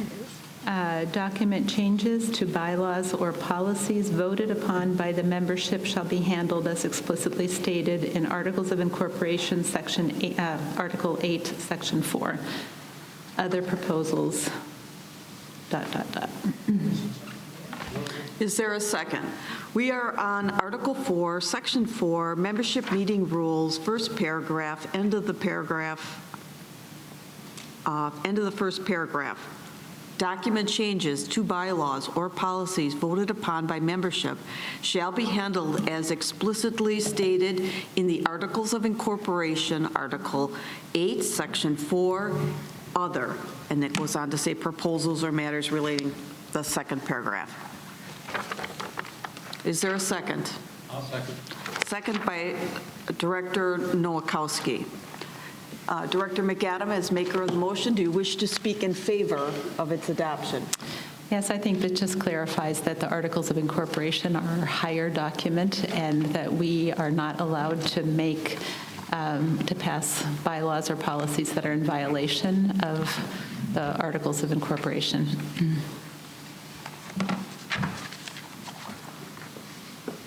Director Nowakowski. Secretary Lineski, I'm looking right at you and I'm getting it Okay. wrong. I'm going to vote no, not because, I'm going to vote no because it's going to continue to complicate these bylaws. By law, the Articles of Incorporation take precedence over the bylaws. There's no need for the redundancy, but I understand where she's coming from. Discussion? Discussion? Okay. The motion to amend Article 4, Section 4, membership meeting rules, end of the first paragraph, add the sentence, document changes to bylaws or policies voted upon by the membership shall be handled as explicitly stated in the Articles of Incorporation, Article 8, Section 4, Other. Secretary Lineski, will you please take the roll call vote? Director Collins. Yes. Director Fimmel. No. Director McAdam. Yes. Director Nowakowski. Yes. Director Wilson. No. Vice President Agi. No. Treasurer Akins. No. I vote no. President Lair. No. 3 to 6 in the affirmative. 6 against. 3, 4, 6 against, the motion does not pass. Further discussion on Article 4. Ooh, we get to move on to Article 5. Article 5, Board of Directors. Any? Director Wilson. Yes, I would like to add to Article 5, Section 2, at the very beginning of the conflict of interest, add the words, "Board directors cannot serve on any board of a chartered club or green committee or golf association affiliated with RCSC golf courses." Could you pass that down, please? You've got it. I gave it to you earlier. Oh, that's down here. Okay, and I need to give it to Marty. You must have it. Okay, Madam President, could you read that again? We're looking for it. Okay, again, it's board directors cannot serve on any board of a chartered club or green committee or golf association affiliated with RCSC golf courses. There it is. Very good. Is there a second? I'll second. Second by Director Akins. Director Wilson, as maker of the motion, do you wish to speak first in favor of its adoption? Yes. Right now, on the board candidate packets, when we're talking about requirements, this is a statement that is in there. Also, the fact that you're serving on a board of a chartered committee, a charter club, that could definitely lead into a conflict of interest.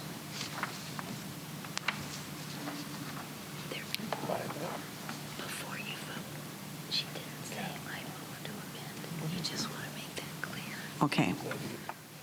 Is there any further discussion? Director Akins. I think this wording was already in there, and I think it was just left out inadvertently. Board candidates.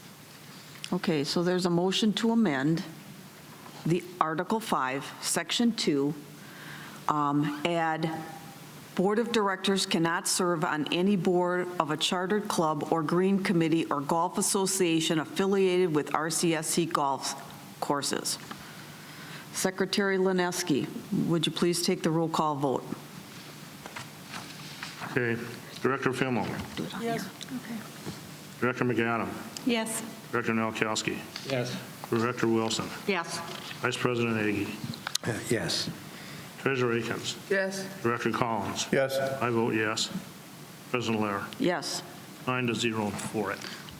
The motion passes unanimously, the motion to amend. Any other motions to amend Article 5, Board of Directors? Director McAdam.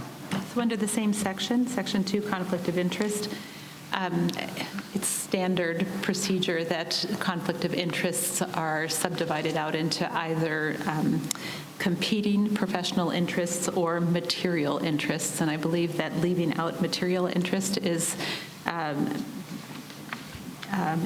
problem here. So my amendment is simply to add to that last sentence the following: a conflict of interest is a situation in which someone in a position of trust has, adding material or competing professional or personal interests. Material or what? So it's just adding the two words, material Or competing. Okay, is there a second to the motion? I'll second it. Second by Director Collins. Okay, we have a motion to amend Article 5, Board of Directors, Section 2, conflict of interest. Last sentence: a conflict of interest is a situation in which someone in a position of trust has a material or competing professional or personal interest. Discussion? Not the Article A, just has material or competing. When you read it, you had Position you had of the word. trust has material or. Yes, without the Thank A you. in front of it. Have we left the word substantial in there? Or is material taking that place? I'm confused. No, It's just the last sentence. I'm just adding material Okay. interest to the competing professional interest. Okay, discussion? I have a question for Director Collins, not Collins, Director Fimmel. Director Fimmel, we had a discussion on this, I know a substantial discussion. If I remember right, but I'm not positive, it was legal advice that said to put substantial and not material, or am I wrong? And if you don't remember, that's fine. I do not recall. Okay, then I have no problem with it. By material, what we simply mean is like, is there money involved in here? I'm not talking about the level. Substantial is something completely different. So. Director? Okay. Director One McAdam. person at a time, please. I want to be clear, I just told Director McAdam and the group that I have no problem with that. So it's a yes, I'm going to vote for the amendment. Okay. All right, discussion? Secretary Lineski, we have a motion to amend Article 5, Board of Directors, Section 2, conflict of interest, changing the last sentence to read: a conflict of interest is a situation in which someone in a position of trust has material or competing professional or personal interests. Secretary Lineski, please take the roll call vote. Director McAdam. Yes. Director Nowakowski. Yes. Director Wilson. Yes. Vice President Agi. Yes. Treasurer Akins. Yes. Director Collins. Yes. Director Fimmel. Yes. I vote yes. President Lair. Yes. It's a 9 to vote, 0 vote for. The motion to amend passes. Okay, we are still on Article 5. Any other motions to amend? Article 5. Director Nowakowski. Article 5, Section 5, point number 6. I'll read the whole sentence so it makes sense, or part of the sentence. It is the role of the board to establish objectives and approve budgets. Sure. Sorry about that. Point 6, I'll read part of it. It says, it is the role of the board to establish objectives and approve budgets. I think that my motion is to add the word review and approve budgets. It is the role of the board to establish objectives and review Review and approve budgets. objectives. Are we striking and? No. Review and approve versus just approve. Add the word review, basically. Okay. It is the role of the board to establish objectives, review and approve budgets. Okay, very good. Is there a second? Second. Second by, I can't see, Director McAdam. Director Nowakowski, as maker of the motion, do you wish to speak first in favor of its adoption? I think that one of the, as it's written, the board doesn't get to review those. So I think it's important for us to go through the process and review the budgets before they're approved. I think we do. Director Aikens, are you speaking for or against the motion? Actually, I'm speaking against it because Finance and Budget Committee is the one that, I guess, reviews the budget. And it's automatically assumed that once it comes to us for approval that you've already reviewed it. I guess I'm not really understanding why that's necessary. Director Lanevsky. I'm going to vote for this, and I'll explain why. It's our fiduciary duty to look at the budgets. We're not just supposed to be a rubber stamp. So I think, although I don't think the word is necessary to put review in there because I think it's implied if you're going to approve it, I have no problem with it. In other words, we have to know what we're voting on, and all this says is you better know what you're voting on, which is, my view, you better know what you're voting on when you're spending millions of dollars. Madam, is that a presumption that we are, as directors, approving budgets that we do not review? Why would you? I mean, what is the purpose? We would not approve a budget we have not reviewed. Well, I think, is there any more discussion? Okay. So there is a motion to amend Article 5. I don't even know what section we're in. Section 5, letter 6. It is the role of the board to establish objectives and review. No. Oh, there you go. Delete objectives and approve and insert objectives, review, and approve. Okay, it's the role of the board to establish objectives, review, and approve budgets for the corporation. Secretary Lineski, will you please take the roll call vote? Director Nowakowski. Yes. Director Wilson. No. Vice President Agee. Yes. Treasurer Aikens. And like I said, I think it's irrelevant, but no. I'm not a rubber stamp. Director Collins. Yes. Director Fimmel. No. Director McAdam. Yes. I vote yes. President Lair. No. It's 5-4 in favor. With 5 votes for and 4 opposed, the motion to amend is approved. We are still on Article 5. Is there any other motions to amend? Director McAdam. I'll defer to Mr. Nowakowski. Oh, you had your hand up? I did, we both did, but I think Oh, you got to get your hand up. I can't see that far. Okay, thank you. I'm in the same section, point number 9. Okay. What it reads right now is the board shall adopt an annual budget. I would like to add the words review and adopt, and I make a motion to that the point 9 should read, the board shall review and adopt an annual budget. Is there a second? Second. Second by Director Collins. Okay, there is a motion to amend Article 5, Section 5, 9.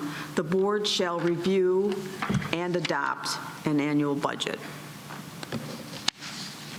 Director Nowakowski, as maker of the motion, do you wish to speak in favor?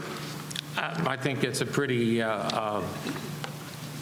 simple change. I think we do that, but I like rather see it in our bylaws than just doing it by default. Is there any further discussion? Yes. Okay, Director. I'm sorry. Once again, I think this is irrelevant because I'm not going to approve something that I haven't reviewed. It's like when you have documents that you're signing for your personal life, you're not going to just sign a document without reading it. So, I mean, I'm not a rubber stamp. I'm going to review the thing before I approve it. That's just common sense. Yeah. Okay, very good. Any other further discussion? The motion before you is to amend Article 5, Section 5, I believe, Section 5, Number 9, the board shall review and adopt an annual budget. Secretary Lineski, will you please take the roll call vote? Director Wilson. No. Vice President Iggy. Yes. Treasurer Akins. No. Director Collins. Yes. Director Fimmel. No. Director McAdam. Yes. Director Nowakowski. Yes. I vote yes. President Lair. No. 5 to 4 in favor. With 5 votes for and 4 against, the motion passes. Again, we are on Article 5. Is there any other motions for amendment? Director McAdam. So in Section 5, A, so subpoint A, subpoint 4, that's at the top of page 16, the printed document that I have, that you all share.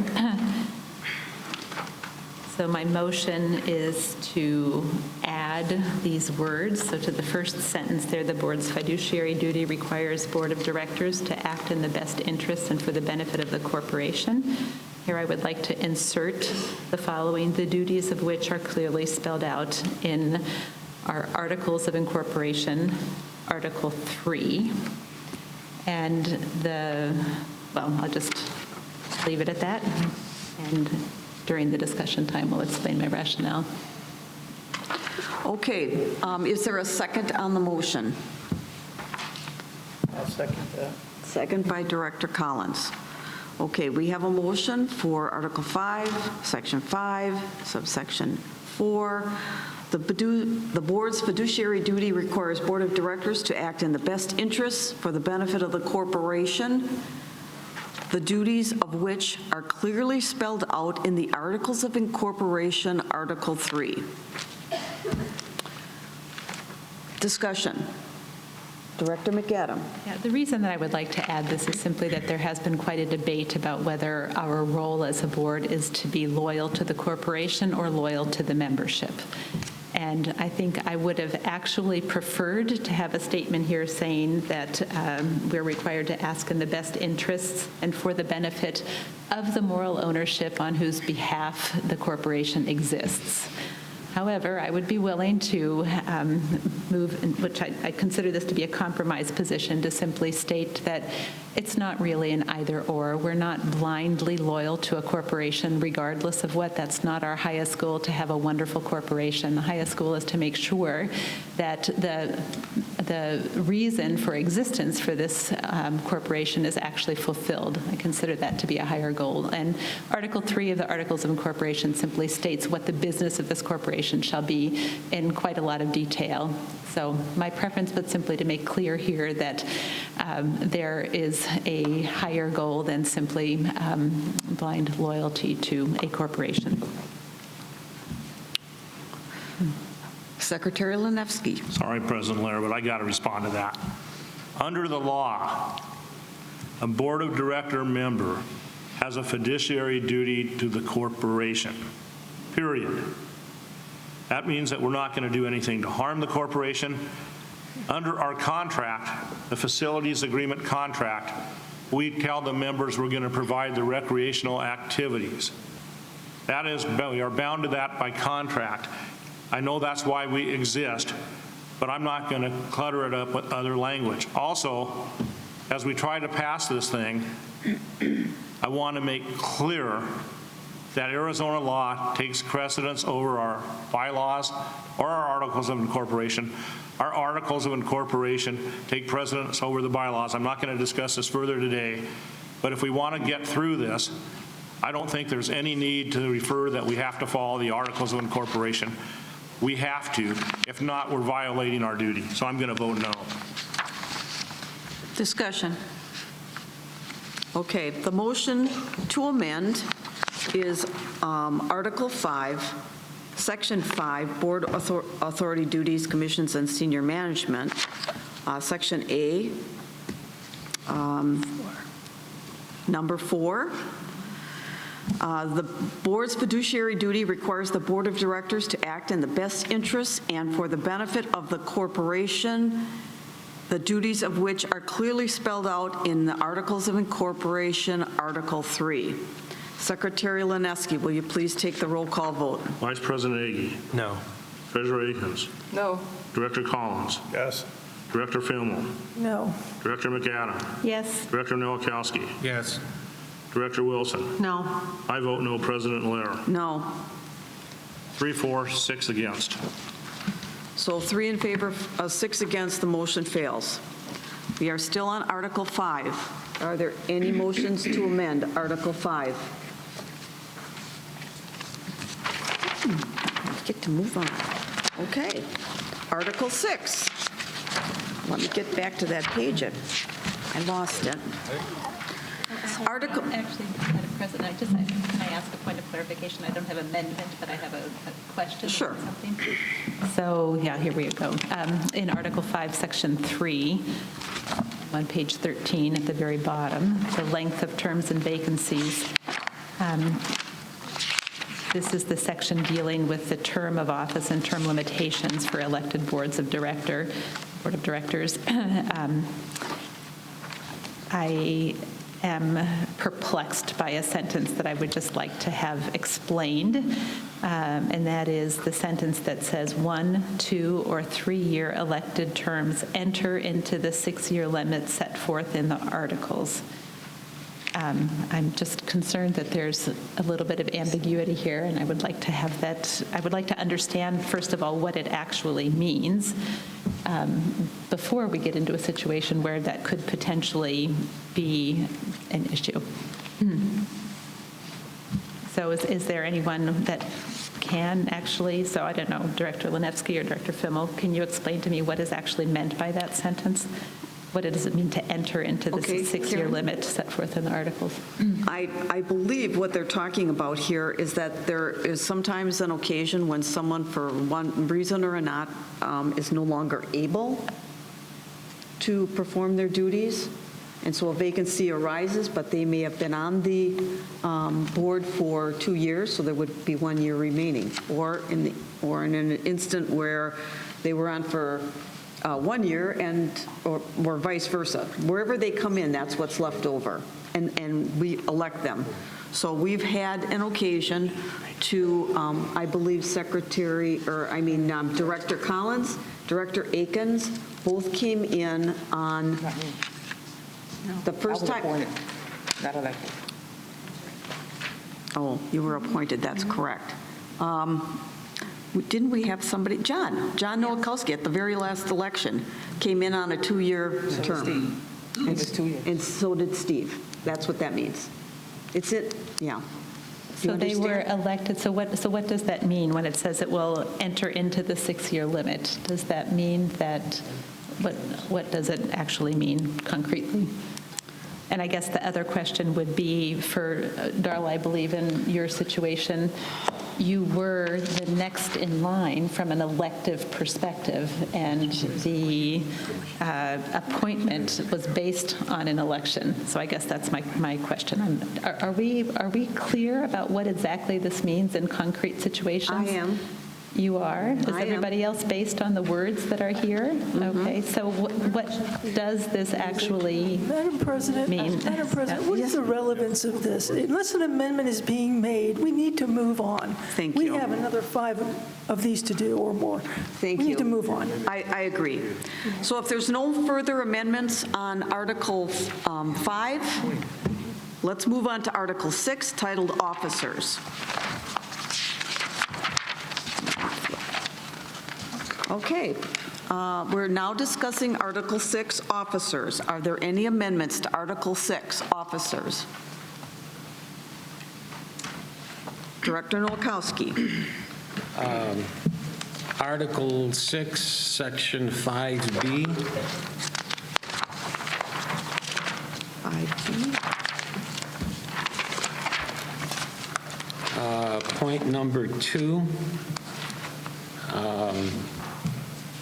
make a motion to delete that entire section. What it reads is, if a member of the Board of Directors is removed for cause from the Board of Directors in cases of serious circumstances, the Board of Directors, by 2/3 ballot vote, shall preclude that member from being on the board for a period of up to and including a permanent ban.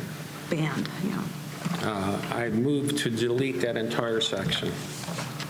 Okay, so there is a motion to amend Article 6, Section 5B, number 2.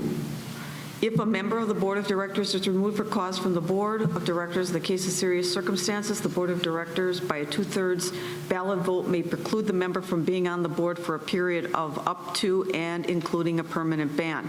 Do I have a second? I'll second. Second by Director Collins. Discussion.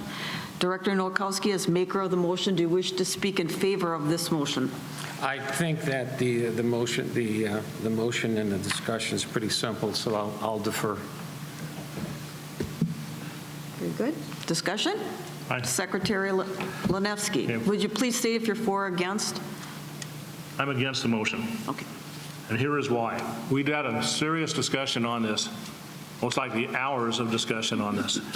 And the concern is not about somebody who has a disagreement or may act out or dilatory. The concern is there are people out in the world, some who could be elected to boards. Again, we have a country of 300 million people that may do actions that, without being convicted of a crime, for instance, may do actions that you don't want them ever to serve on the board. Some of that might be embezzlement. Some of that might be actual violence. Some of that might be threatening somebody with a gun or a knife. I'm not saying that any of that is happening here. I'm not saying it will happen here. But things like that have happened elsewhere. So the purpose of this is if you get somebody on the board who is just completely out there and has done something violent, stolen, or done any numerous acts of crimes, or maybe not crimes, but harassing people and things like that. That's why this is in here. I just wanted the board to understand why it's in here, and it can make its own value judgment. Discussion? Director McAdam. So while I understand that it would be completely egregious to allow somebody who had behaved in any of the ways that Director Lanevsky has mentioned from serving on the board, I don't believe that 6 people on the board should hold that decision. The whole concept of self-government is that people are elected by the membership, and the membership ought to have the right to determine who they want to serve on their board, and presumably our membership is clever enough and devoted enough to the well-being of our organization that they will not choose to put somebody on the board who has threatened somebody else with a pistol or a knife or any of the other things that Director Lanevsky has indicated. And for that reason, I think that it is a usurpation of the voice of the membership for 6 people on a board to be able to make that determination and to eliminate the opportunity for members to speak into that. Okay, discussion. Okay, we have a motion to amend Article 6, Section 5, subsection B, number 2, delete the paragraph. If a member of the Board of Directors is removed for cause from the Board of Directors in cases of serious circumstances, the Board of Directors, by 2/3 ballot vote, may preclude the member from being on the board for a period of up to and including permanent ban. Secretary Lanevsky, will you please take the roll call vote? Treasurer Akins. No. Director Collins. Can you read that one more time? We're deleting on page 19B, section 2. If a member of the Board of Directors is removed for cause from the Board of Directors in cases of serious circumstances, the Board of Directors, by 2/3 ballot vote, may preclude the member from being on the board for a period of up to and including permanent ban. Yes. Director Fimmel. No. Director McAdam. Yes. Director Nowakowski. Yes. Director Wilson. No. Vice President Agi. No. I vote no. President Lair. No. 3 for, 6 against. So there's 3 votes for, 6 against. The motion fails. We are on Article 6. Are there recommendations for amendment to the article? Karen McAdam. So Article 6, Section 2, subsection D. So Section 2 is the election of officers. Subsection D is removal or discipline for cause, includes but is not limited to the following grounds. There are 4 grounds that are listed here, and my amendment is on Can I page, just stop you for a second? on page 19. Okay, well, I obviously got the section wrong. So you are on, again, tell me what article? You're on We're Article 6, still on Article section? 6. We're on Section 2. There are only 2 sections in this article, so the second of 2 sections. Subsection D. Article 6. No, I'm, On 19, We're on Article 6. we're on Article 6, Section 5.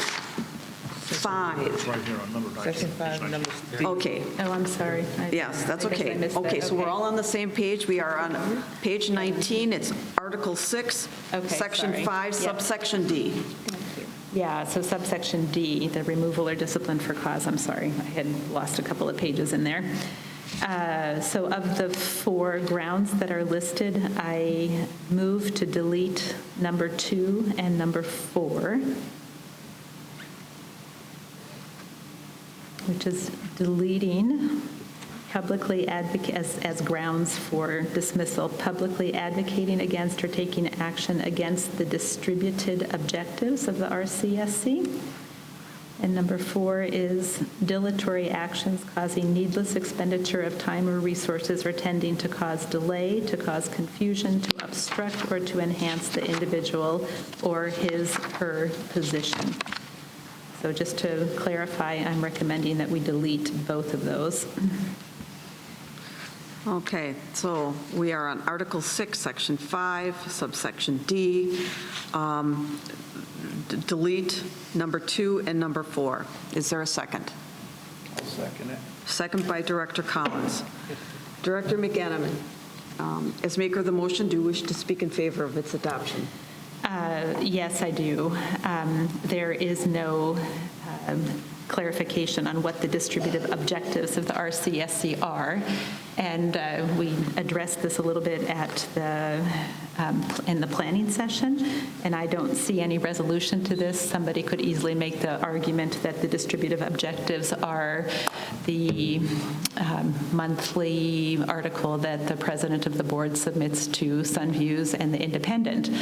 I would disagree with that, but that argument could be made simply, and for anybody to disagree with that or advocate against it could be considered grounds for dismissal. I think that the grounds for dismissal that are provided here are way too ununderstood and subject to abuse.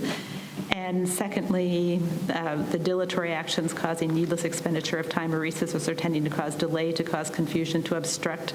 This sounds like we're expecting all of our board members to just be yes men and to never obstruct and to never delay and to never contest anything at all. And I also believe that it's just rife for abuse. Dilatory action. You see, And what is that in? Okay. I mean, it's a verb, but Okay. I'm just referencing, dilatory actions. dilatory actions are actually in Robert's Rules of Order, 39-1 through 4, 47, 7th, and then 62, 3 through 4. I mean, there's quite a few, it's defined in Robert's Rules, I guess is what I'm trying to say. Okay, so we have a motion. It's been seconded. Discussion? Is there any further discussion? He's got something now. Director Collins. Yes. Over the past year, I have asked questions about things, and I was told that I have taken the people away from their jobs in trying to answer my question. And so that would be grounds for me getting terminated because I dragged some of the workers away and had to get answers or get something from them. So that's what I think is unfair about this. If that's going to be considered slowing things down, trying to get an answer. So I'm against this. Okay. Director, I against? think we need You need to, to state whether you're for or against. I'm against it. Against, But I okay. think we need to remember that it starts off saying that removal or discipline for cause includes, but is not limited to, the following grounds. So it's not a yes or no, it's not a cut line. Thank you. Director Lenevsky. This would be against the amendment. I'm just going to try to summarize what I view to be the thought process of the committee. Again, we spent numerous times on this. At the annual meeting, one of the things was establishing due process and reasons for removing somebody. This is an attempt to do that. The objective, I asked about the objectives of the corporation for a legal thought on it. And the objectives of the corporation are basically what we've been discussing, which is taking care of the members and the recreational things. That is meant to be, if somebody comes here and here goes, let's be a nonprofit and a political action committee on something, that would be against the objectives. The dilatory stuff is if you have a member who is just continually delaying and delaying and delaying. I, for one, want vigorous debate, but this is an attempt, again, to set the guidelines and to set some type of thing so this board or any board in the future does not go and start removing people for no reason. I think it's an improvement, and again, it's a judgment call. Thank you. Discussion. Director Nowakowski, are you speaking for or against the motion? I'm for the motion. Originally, I was going to ask for that whole section to be removed, but I'll go along with Director McAdams' request. My difficulty with part of that is the words, but not limited to. The words not limited to means that someone else gets the opportunity to make the decision and use the rules as they wish at any given point in time. Having been involved in a not limited to discussion in a different state, I don't know what Arizona's laws are on who gets to make the determination of, but it's not limited to. So I'll go along with Director McAdams' request. I was going to ask for that whole paragraph to be removed. Madam President? You already spoke to the motion? Yes, just a quick correction. I'm against the written motion. I'm for the amendment. Correct. I had that. Okay. Any other discussion? You've already spoke. We have to limit this. I know, I would just like to respond to, I mean, No, okay. no, we're not going to do that. We're following special procedures. Karen, please, please. Point of order, may I just mention what my point of order would be, and then you can rule on it? So in each of these situations, we have been allowed as board members to make a statement that is time limited. And then we hear from the committee chair in a non-time limited fashion, and that is the last word that is to be spoken. We have no opportunity to respond to the things that are stated there. Okay. I think we ought to have that chance. Karen, we voted on special rules, procedures for this, and that is in there, and that's what we're going by. And we did it so that we could keep the discussion moving forward. So, Madam President. So we have a motion on the floor, Article 6, Officers, Section 5, disciplinary and removal proceedings for Board of Directors. Section D, the motion to amend is a removal of number 2 and number 4. If there's no further discussion, Secretary Lenevsky, will you please take the roll call vote? Director Collins. Yes. Director Fimmel. No. Director McAdams. Yes. Director Nowakowski. Yes. Director Wilson. No. Vice President Agi. No. Treasurer Akins. No. I vote no. President Lair. No. Okay. 3-6. With 3 in favor and 6 opposed, the motion fails. We are on Article 6. Is there any motions for amendments? Yes, Madam Chair. Director Nowakowski. Under Section 4, under candidate requirements,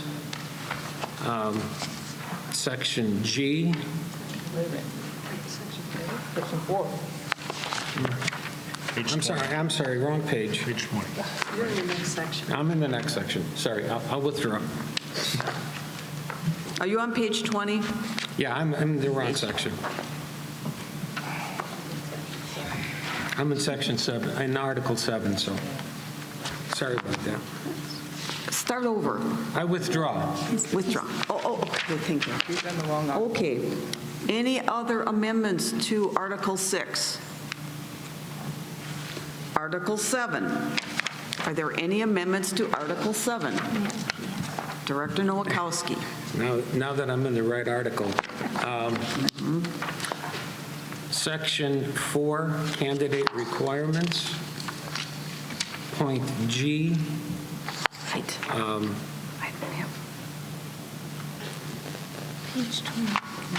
What it reads right now is, shall attend board candidate orientation or under exigent circumstances, view video. What are exigent circumstances and who defines them? I think that my motion would be to remove under exigent circumstances. Is there a second? I'll second it. Seconded by Secretary or Director Collins. Director Nowakowski, as director or maker of the motion, do you wish to speak in favor? I think that it's what are those circumstances? If we want to go through and say, these are the circumstances in which a candidate has outside issues or whatever, who makes that determination? I don't think it should be there. I think they either attend the orientation or they don't get to run. That's my opinion. May I ask what you're saying, strike? Strike under. Okay, so your motion exactly is G. Under Section 4, candidate requirements, letter G, shall attend board candidate orientation. Right. And strike the words, or under exigent circumstances, view video. Okay, so you're striking that whole line. Well, wait a minute, John. The motion is on, the motion to amend, Karen, the motion to amend by Director Nowakowski is Section 4G, shall attend board candidate orientation, deleting, or under exigent circumstances, view video. I believe from what I Director McAdam, yeah. you do not have the floor. Okay. Is there any discussion for or against this motion? Director Lanevsky, Very briefly, are you for or against? I guess I'm against. Very briefly, this was hotly contested. In fact, this was the last compromise that we made. And the committee, and I'm speaking on behalf of the committee now, came to this compromise, which I will vote to keep. But I understand both, actually there were three sides. I understand all three sides. Okay. Any other discussion? Director McAdam. Right, I just want to make sure, and I'll hear from Mr. Nowakowski about this, whether you really intended to exclude the words view video or just exclude the words under exigent circumstances. So the question is, if we exclude all of it, that means that they have to attend the one and only board candidate orientation meeting that is available. Or had you intended to allow them to watch Karen, a the motion video? has been made and seconded. Yes, I'm asking for clarification from the maker of the motion of whether there is a correct understanding here. Can't change it. So, or what I first heard you say was just to eliminate the words under exigent circumstances. Yes, And then I heard it reworded to include the words, to include striking the words view video. Can I just ask for the maker of the motion to clarify what the original intention was? I believe that the original intention is different than what I made, so the words "view video" are included at this point in time. In the striking or in the? In the motion to restrike. To strike. Yes. So you want to remove that? Just a Yeah, minute. I that's need to what I get said. clarification from the motion was made and seconded. It is as written. If there's no further discussion, Secretary Lineski, we are now voting on Article 7, nominations and appointment procedures. Madam President. Section, I'm speaking, just a second. He has a point of order. Madam President, point of order. Yes. When Mr. Nowakowski first read his motion, he left in the words "view video." When the motion was seconded, the view video was still there. When he restated it after it was seconded, I'm of the opinion that he inadvertently added the words "view video." So we ask the secretary. So review the tape. Okay. Yeah. Yes. Marcia, what do you have written down for the amendment to Article 7? Exigent circumstances or view video. That's what I have written down, and then I have it seconded by Steve. Okay, so Okay, so that's the motion. the motion is to strike. What is the motion? So, He said No. or view video. so it should end up reading shall attend board candidate orientation. Done. Period. Yep. Okay. I could be wrong. Okay. So again, we are now voting on Article 7, nominations and appointment procedures. We are on Section 4, candidate requirements, letter G. A motion to amend, shall attend board candidate orientation, striking, or under exigent circumstances view video. Secretary Lineski, will you please take the roll call vote? Director Fimmel. No. Director McAdam. No. Director Nowakowski. Yes. Director Wilson. Yes. Vice President Ady. No. Treasurer Akins. Yes. Director Collins. No. I vote no. President Lair. No. 3-6. So 6 in favor, 3 against? No, three against. Wait, yeah, 3, 4, 6 against, my mistake. Okay. The motion passes. No, it fails. I need a break. Okay. With 6-4 and 3, 3, 4. 3, 4, 6 again. 6 again. Motion fails. 6 against. Thank you. Motion fails. Okay, we are still on Article 7. Any motions to amend? Director McAdam. So in the same sentence that we were just dealing with, I would move to strike only under exigent circumstances.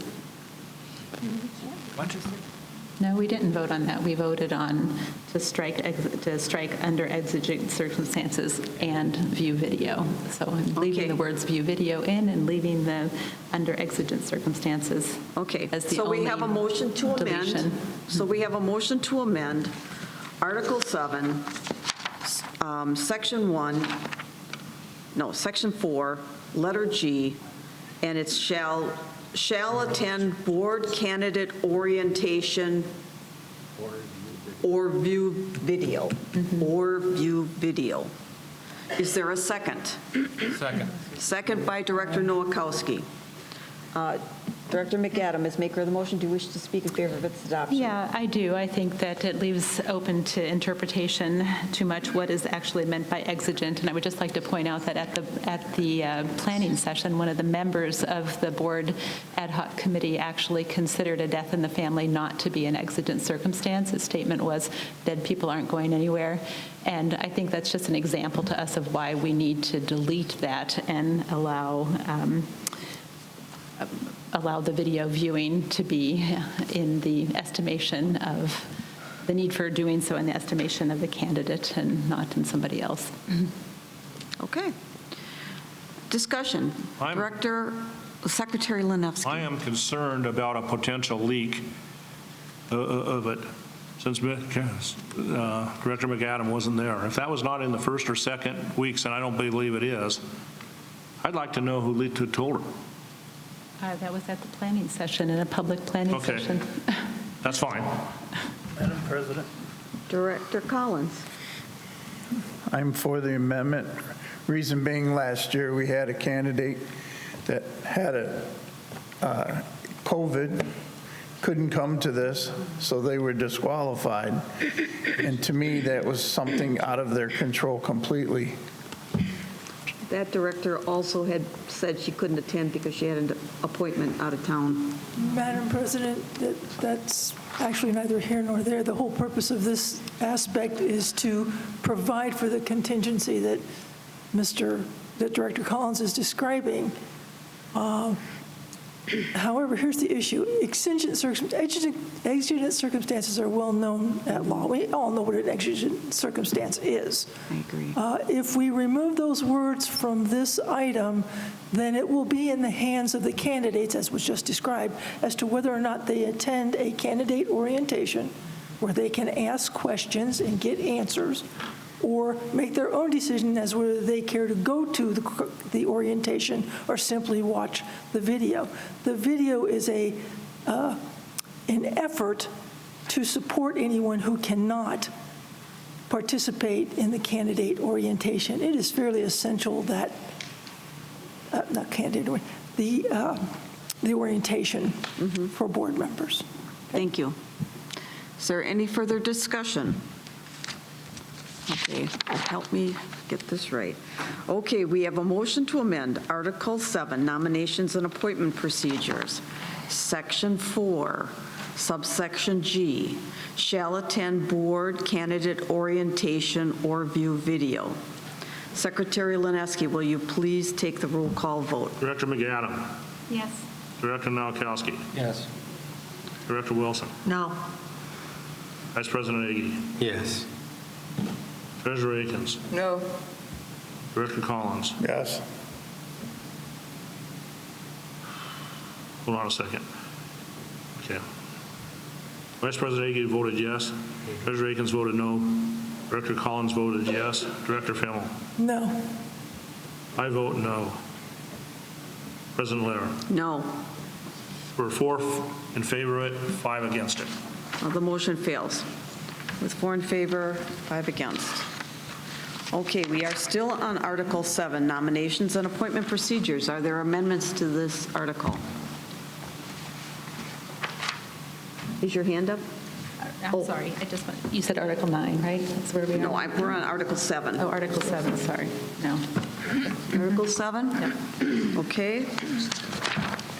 Now we are on Article 8, Election of the Board of Directors. Are there amendments to Article 8? Okay. Oh, I'm sorry. Director Wilson. I believe I'm in the right one. Yes, I would like to look at Section 3, which is on page 22.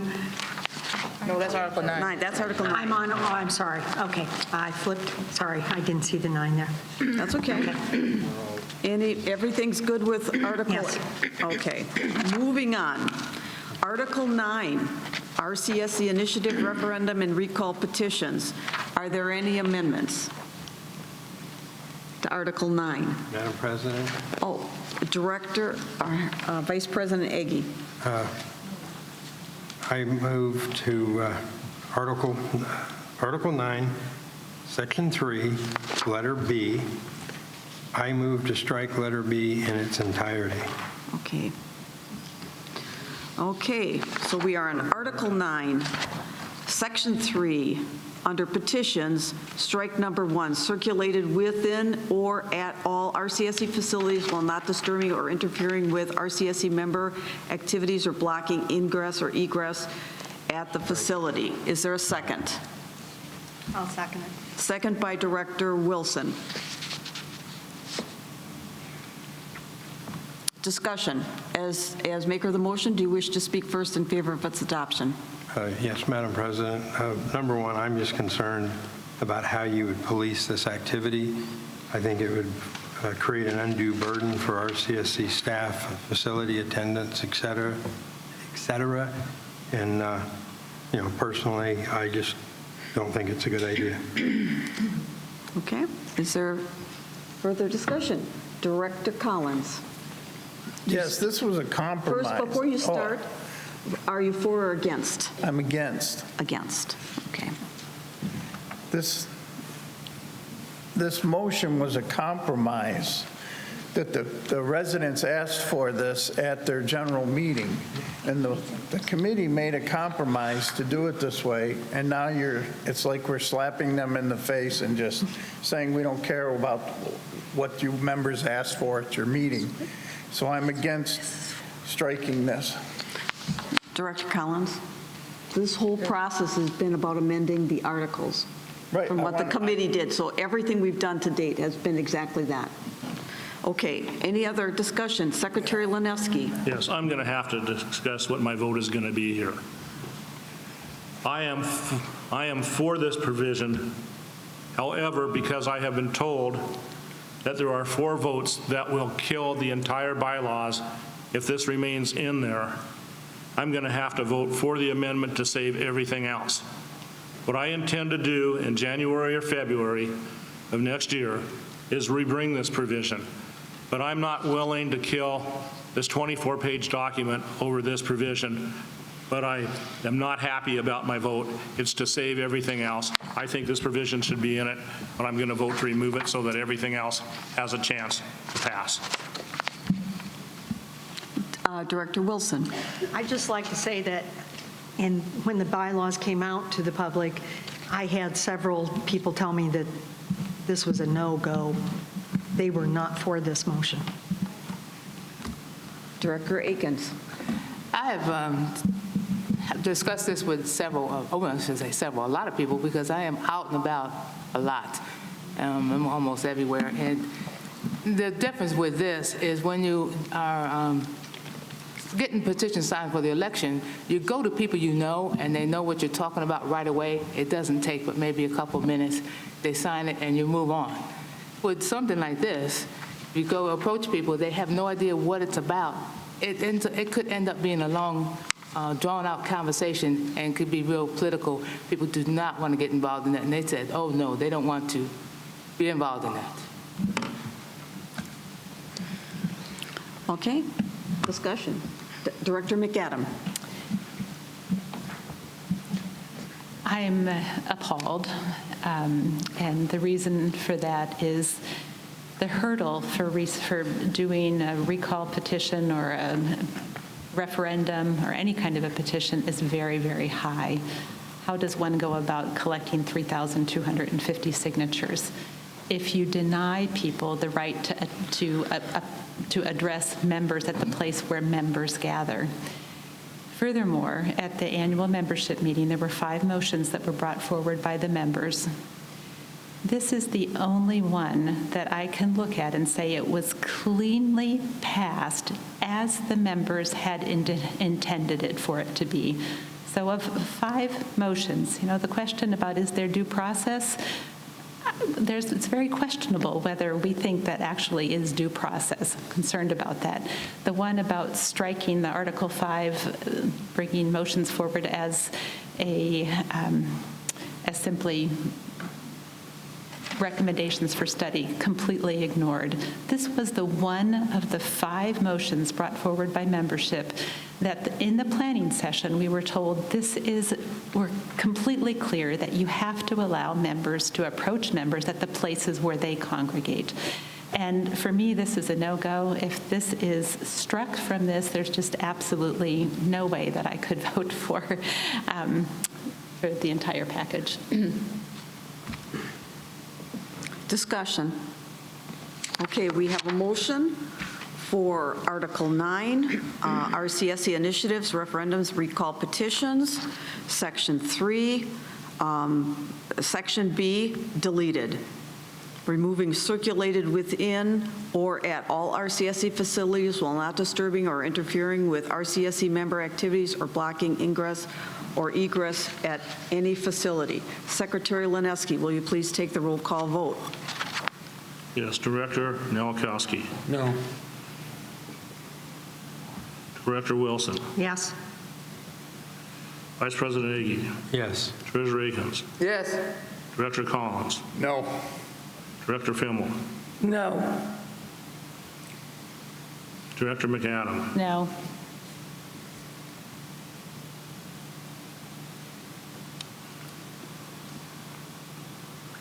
Hold on a second. I think I got this wrong. Vice President Agi, you voted for it, correct? Correct. Treasurer Akins voted for it. Yes. Director Collins voted no. Director Fimmel voted no. Director McAdam voted no. Director Nowakowski voted no. Director Wilson voted yes. I vote yes. President Lair. Yes. It passes 5-4. With 5 in favor, 4 against, the motion passes. We are still on Article 9, our CSC initiatives, referendum, and recall petitions. Are there any amendments to the article? Hearing none, we're going to move. Wait. Oh, I can't see. When you just put your hand like this, I can't see it. Yeah, still in Article 9?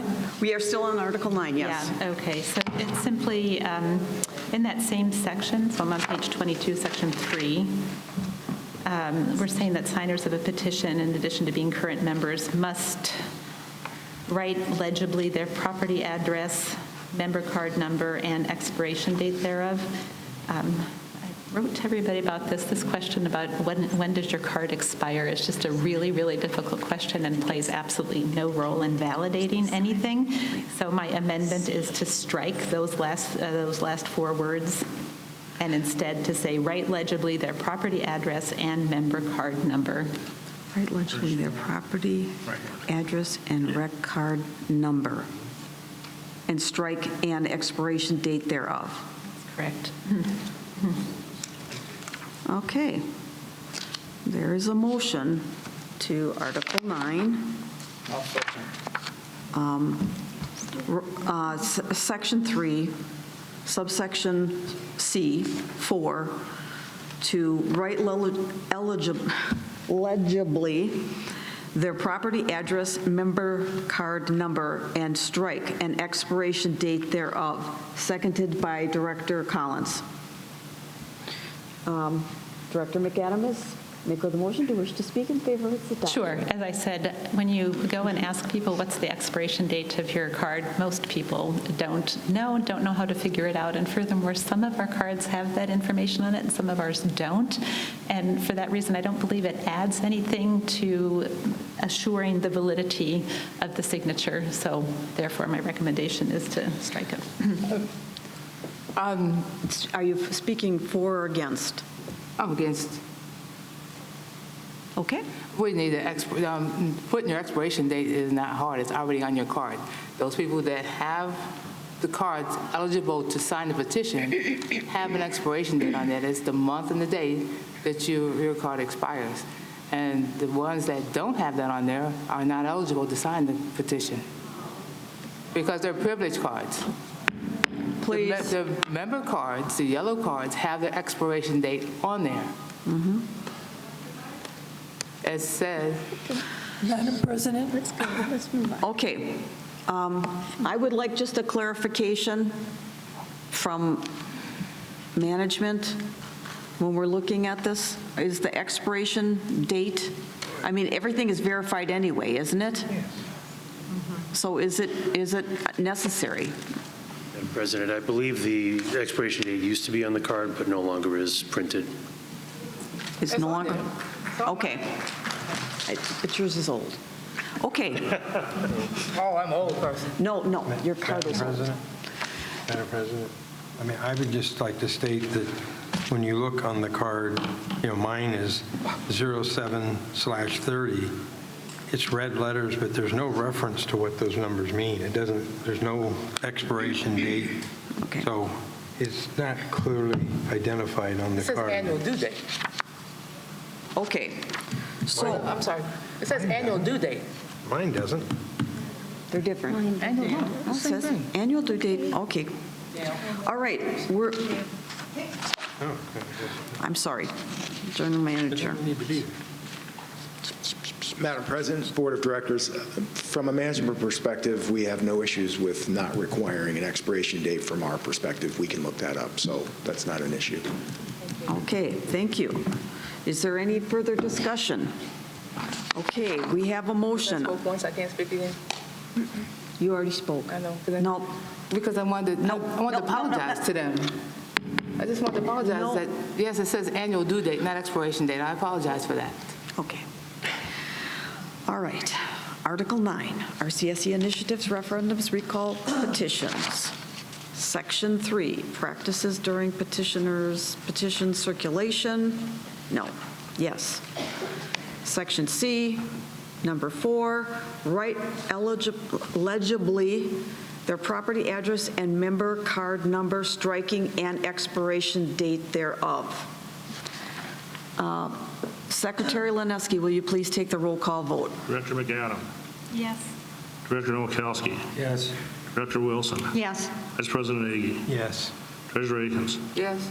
Director Collins. Yes. Director Fimmel. Yes. I vote yes. President Lair. Yes. It's 9-0 in the affirmative. Passes unanimously. We are still on Article 9. Any other motions to amend? Article 9. Article 9. Going. Wait a second, I think.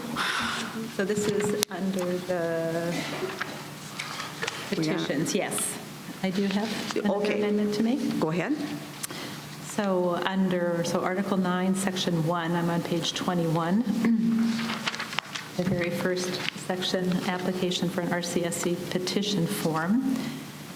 Letter D currently states a referendum or recall petition must set forth the existing policy, rule, or bylaw that is being challenged in clear language that will allow the challenge to be determined by a yes or no vote.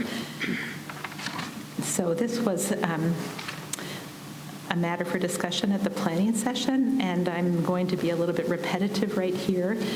I would like to strike the recall petition from, and I'll get into the actual wording of this in a section, to strike the recall petition requiring an existing policy, rule, or bylaw to be included in that, and instead to say that a recall petition must include the rationale for the recall. It doesn't actually require it to be tied to a particular policy, rule, or bylaw.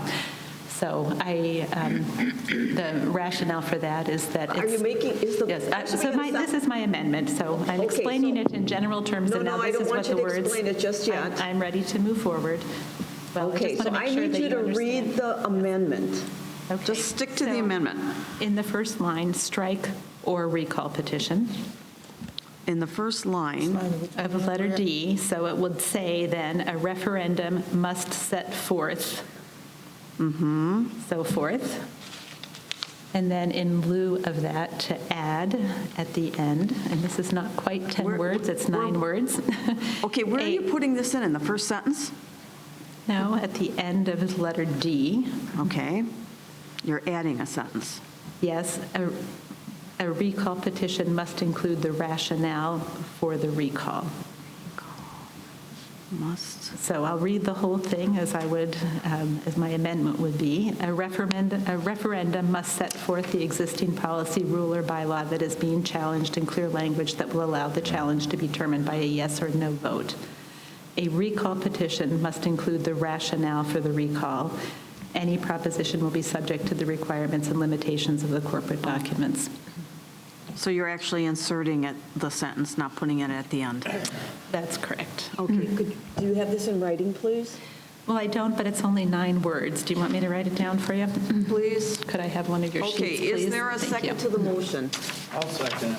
The motion has been seconded, and she's inserting another sentence following determined by a yes or no vote. Yeah. A recall petition must include the rationale for the recall. A recall must include the rationale for a recall. Okay. As maker of the motion, do you wish to speak first in favor of its adoption? Director McAdam. Yes, I believe that in this past year, we have experienced an abuse of this, of requiring some particular bylaw or rule to have been violated, and actually a recall petition is a statement by the community that they are undoing the election that they did because of whatever the circumstances are that may not be related to a particular rule or bylaw. So I think that just saying that we want to have a rationale for the recall, this is not just a completely out of the blue kind of, well, we just want to recall without giving a rationale. So, okay. Secretary Lenevsky. Well, I understand where Director McAdams is coming from, and I'm sympathetic towards the argument. I'm going to follow what our attorney said and what the legal stuff said, which is by leaving it wide open like that and having that type of stuff circulated opens us up to wide liability in case somebody puts slanderous activities there, in case somebody puts things that are clearly illegal there. The RCSC, based on the legal advice that we have received, could be liable. So although I'm very sympathetic to Director McAdam motion, I got to vote no because I've got to protect the corporation from potential legal action. So I'm going to vote no. And the committee considered that and just came up with this wording because of that. All right, discussion.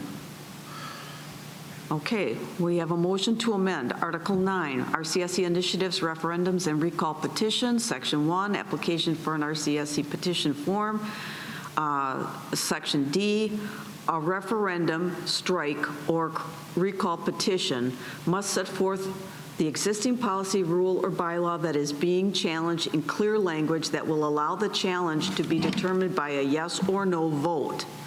Inserting the sentence, a recall must include rationale for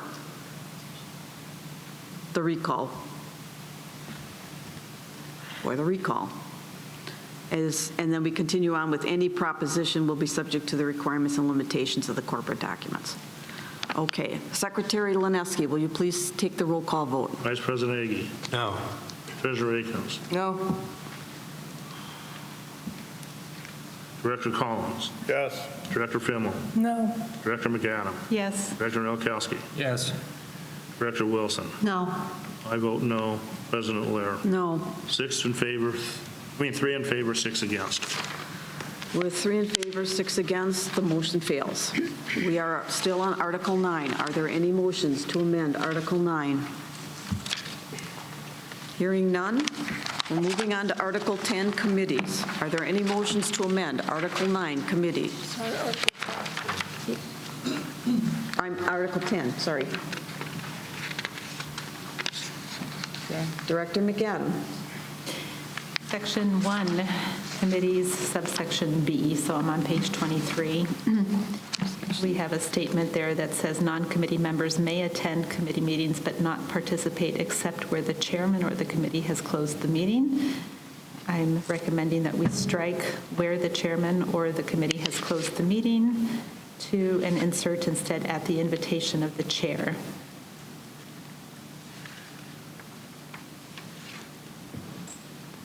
And I guess, can I say something about this now? Not yet. I feel like would help somebody to know whether All they should right, second it or not. is there a second for the motion? I'll second it. Second by Director Collins. Now, Director McAdam, so you can explain your motion. Okay, so I'm not sure what it means for the chairman or of the committee to close the meeting. I assume that means to declare the meeting adjourned. And this is basically saying that there is no provision at all for anybody who's not on the committee to say anything during the entirety of that meeting. We might have management coming in that we would like to be able to turn to and ask. We might have guests that we feel have a particular amount of expertise. So even, there are examples that we've had of committee meetings where even the president of the board is in attendance but is not a member of the committee. Are we really going to say that there's no opportunity for any input at all until the meeting has been adjourned? I think we're better off not doing that. Okay. Discussion. We're discussing the motion. Does anybody have anything to say? I can add. Okay, we're going to have a parliamentarian needs to speak. I don't Please. need to Yes, speak. you do. Yes, you do. Just for your information, in Roberts, it begins with the rights as well as the duties of members. And in a body, whether it's a big session or a committee, only members, I'm sorry. I have too many papers. Only members of that body have a voice and a vote. So this really says what your parliamentary authority already has stated and that you're bound by. But I understand wanting to make an exception. That exception exists where the chair of a meeting has the authority to invite a guest under circumstances that would include meeting expertise available to the members. And my mind's blank about other things, but that goes without saying. So I think first, the words about except a committee where the chairman has closed it, that doesn't mean adjourned it. It means we're going to have a committee meeting, but it's a closed meeting, meaning members only. Now, that's just a publicity or a public announcement for the benefit of people, because technically every meeting of a body is closed to members only unless it's elsewhere said it can be open. And that's just my, that would be my advice parliamentary-wise. But go on. Well, the chair is in charge. Okay, I'm asking Dale, can I respond to that? I need to. So this is kind of a dilatory? Mm-hmm. Okay. But that's fair. Mm-hmm. This motion, based on advice from the parliamentarian, is dilatory. It's already stated as such in Robert's Rules of Order, so we're going to strike this motion to amend. That's your decision. Okay, are there any, we are on Article 10 committees. Is there any motions to amend Article 10 committees?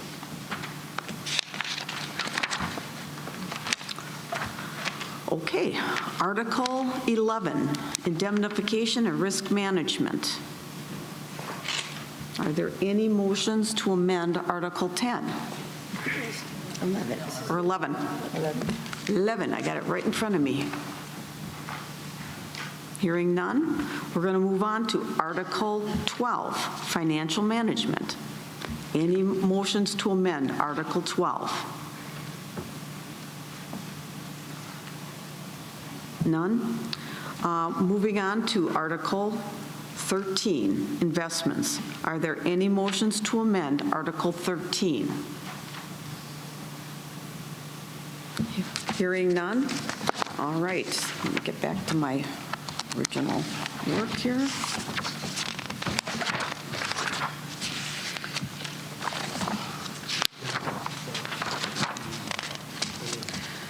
Okay, now that we've discussed all articles, I'll open up the entire document for final discussion and amendments you may wish to make. Did we discuss Article 14 about the Sun City Foundation? Oh, no, Article 14. I didn't think it was. Am I in the wrong place? Okay. I think that's a policy. That's a board policy. That's a board policy.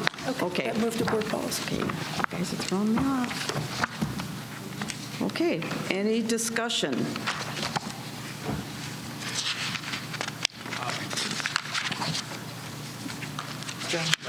John Nowakowski.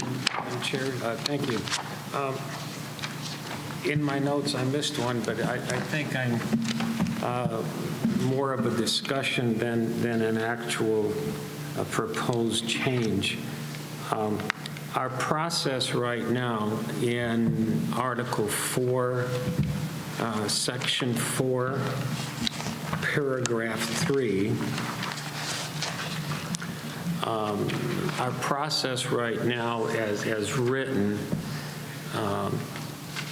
if the members come up with items at the annual membership meeting and they have a quorum, they bring it forth to the board. The board has some time frame to review them and say yes or no. Once that occurs, the members are given another time to start their whole process of another meeting, to another set of signatures to get the meeting started, another set of signatures in proxy to review something that they asked for before. To me, that I'm not sure how that needs to be reviewed, but I see a duplication of effort and making it very difficult for the members to turn around, get one set of signatures, go through the process, have the board say, no, we don't agree with this. Now they need another set of signatures and another set of proxies. I think that's a backwards process for what was started by the members. And I'm not really sure how that needs to be addressed, but I think it, since this is just our discussion, that before it comes back to us, that needs to be addressed somehow, whether that's through the committee. Time's up. Thank you. I'll stop there. Okay, any other discussion? Director Collins. Yes.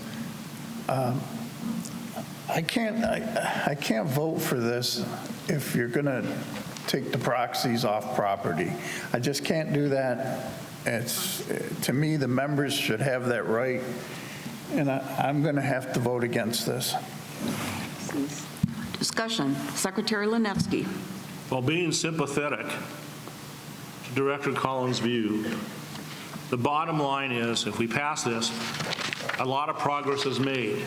Next year, I am pledging to try to bring it in. So the question is, that each of you have to make, is do you want to go back to square one, have none of this done, use the current bylaws because none of the changes are done, or do you want to pass it with that amendment that was done, which I personally disagree with, but I voted for in order to get this to a vote that has a chance of success.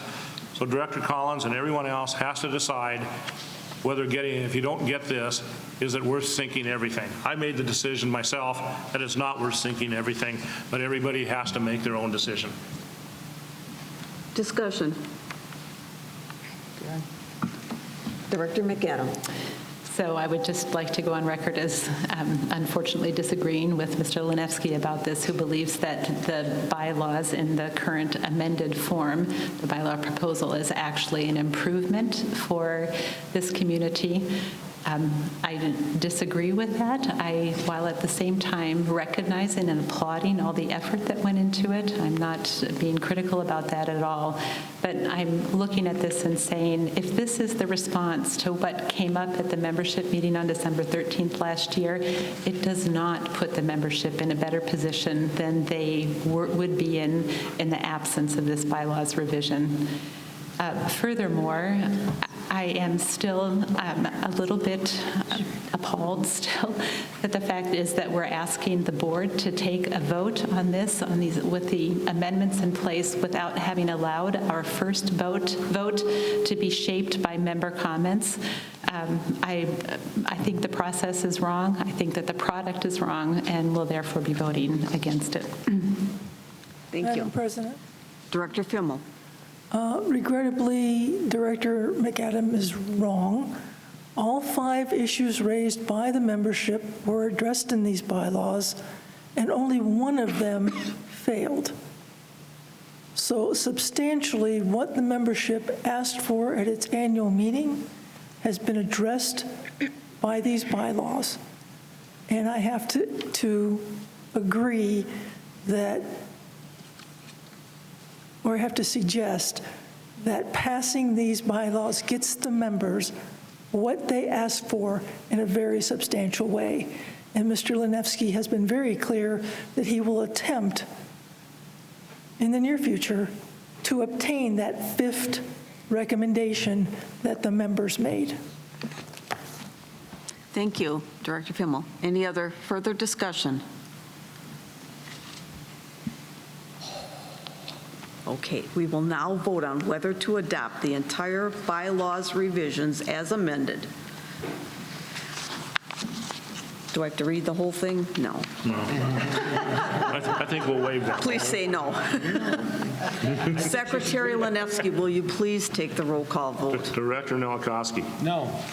Director Wilson. Yes. Vice President Agi. Yes. Treasurer Akins. Yes. Director Collins. No. Director Fimmel. Yes. Director McAdam. No. I vote yes. President Lehr. Yes. The vote is 6-3 in favor. 6 in favor, 3 opposed. The bylaws as amended, the bylaws revisions are accepted. Okay, consent calendar. The next item of business is the consent agenda, or consent, I can't even talk anymore. Consent agenda. Consent agenda, seeking approval of the name change of the Friday Night Ballroom Dance Club to Friday Night Social Dance Club. Is there a motion to approve? I so move. Approved by Director Wilson. Is there a second? I'll second. Second by Director Akins. Is there any discussion on the motion? Okay. Director Akins. I talked to a couple of people about this, and they were trying to change the name of this because they are getting the feeling that the word ballroom is a turnoff, and they're trying to attract more people to the club, so they thought that they adding the word social would attract more people. Any other discussion? Secretary Linefsky, will you please take the roll call vote? Director Wilson. Yes. Director Collins. Yes. Director Fimmel. Yes. Director McAdam. Yes. Director Akins. Yes. Vice President Agi. Yes. Director Nowakowski. Yes. I vote yes. President Lehr. Yes. 9-0 in favor. 9 votes for, 0 against. The motion passes. Okay, moving on to new business. Ms. Johnson, are there any names of cardholders who wish to speak on new business items? Madam President, no one signed up to speak on new business items. Okay. First item of new business is a motion by Director Wilson to use $60,000 in PIF monies from the Lakes Maintenance and Grounds Project to complete Grant 2 building space. Director Wilson. I move to use $60,000 in Preservation and Improvement Fund monies from the Lakes Maintenance and Grounds PIF project for the completion of the Grand 2 building space, which will be used for the Quilters Club. This $60,000 represents under-budgeted spending on the Lakes Maintenance and Grounds PIF project to be used for an over-budgeted spend on the Grand 2 PIF project. Is there a second? I second. Second by Vice President Agi. Discussion. Director Wilson, as maker of the motion, do you wish to speak first in favor of its adoption? Nope, I don't have anything. Any other discussion? Director McAdam. So I actually just have a question here for management, so either General Manager Cook or Director of Finances McCurdy. I think there's some confusion right now about how much PIF money is still available under the grant project, and I would like to have some clarification about this and also an understanding of what the trade-offs are here, given especially that we know that we have quite a few requests that have come in from one of the other clubs that's at Grand that have been denied for 2023. Madam President, Director McAdam, so let me start from the beginning. So the Grand Building 2 original PIF budget that was approved by the board was $3 million. We actually, through Chris Herring and Mike Weeprud, through negotiations and diligence, actually had a final bid for Grand 2 at $2,754,000. So we actually came in under budget. So that was what was approved by the bid commission, and that's the number that we are holding to.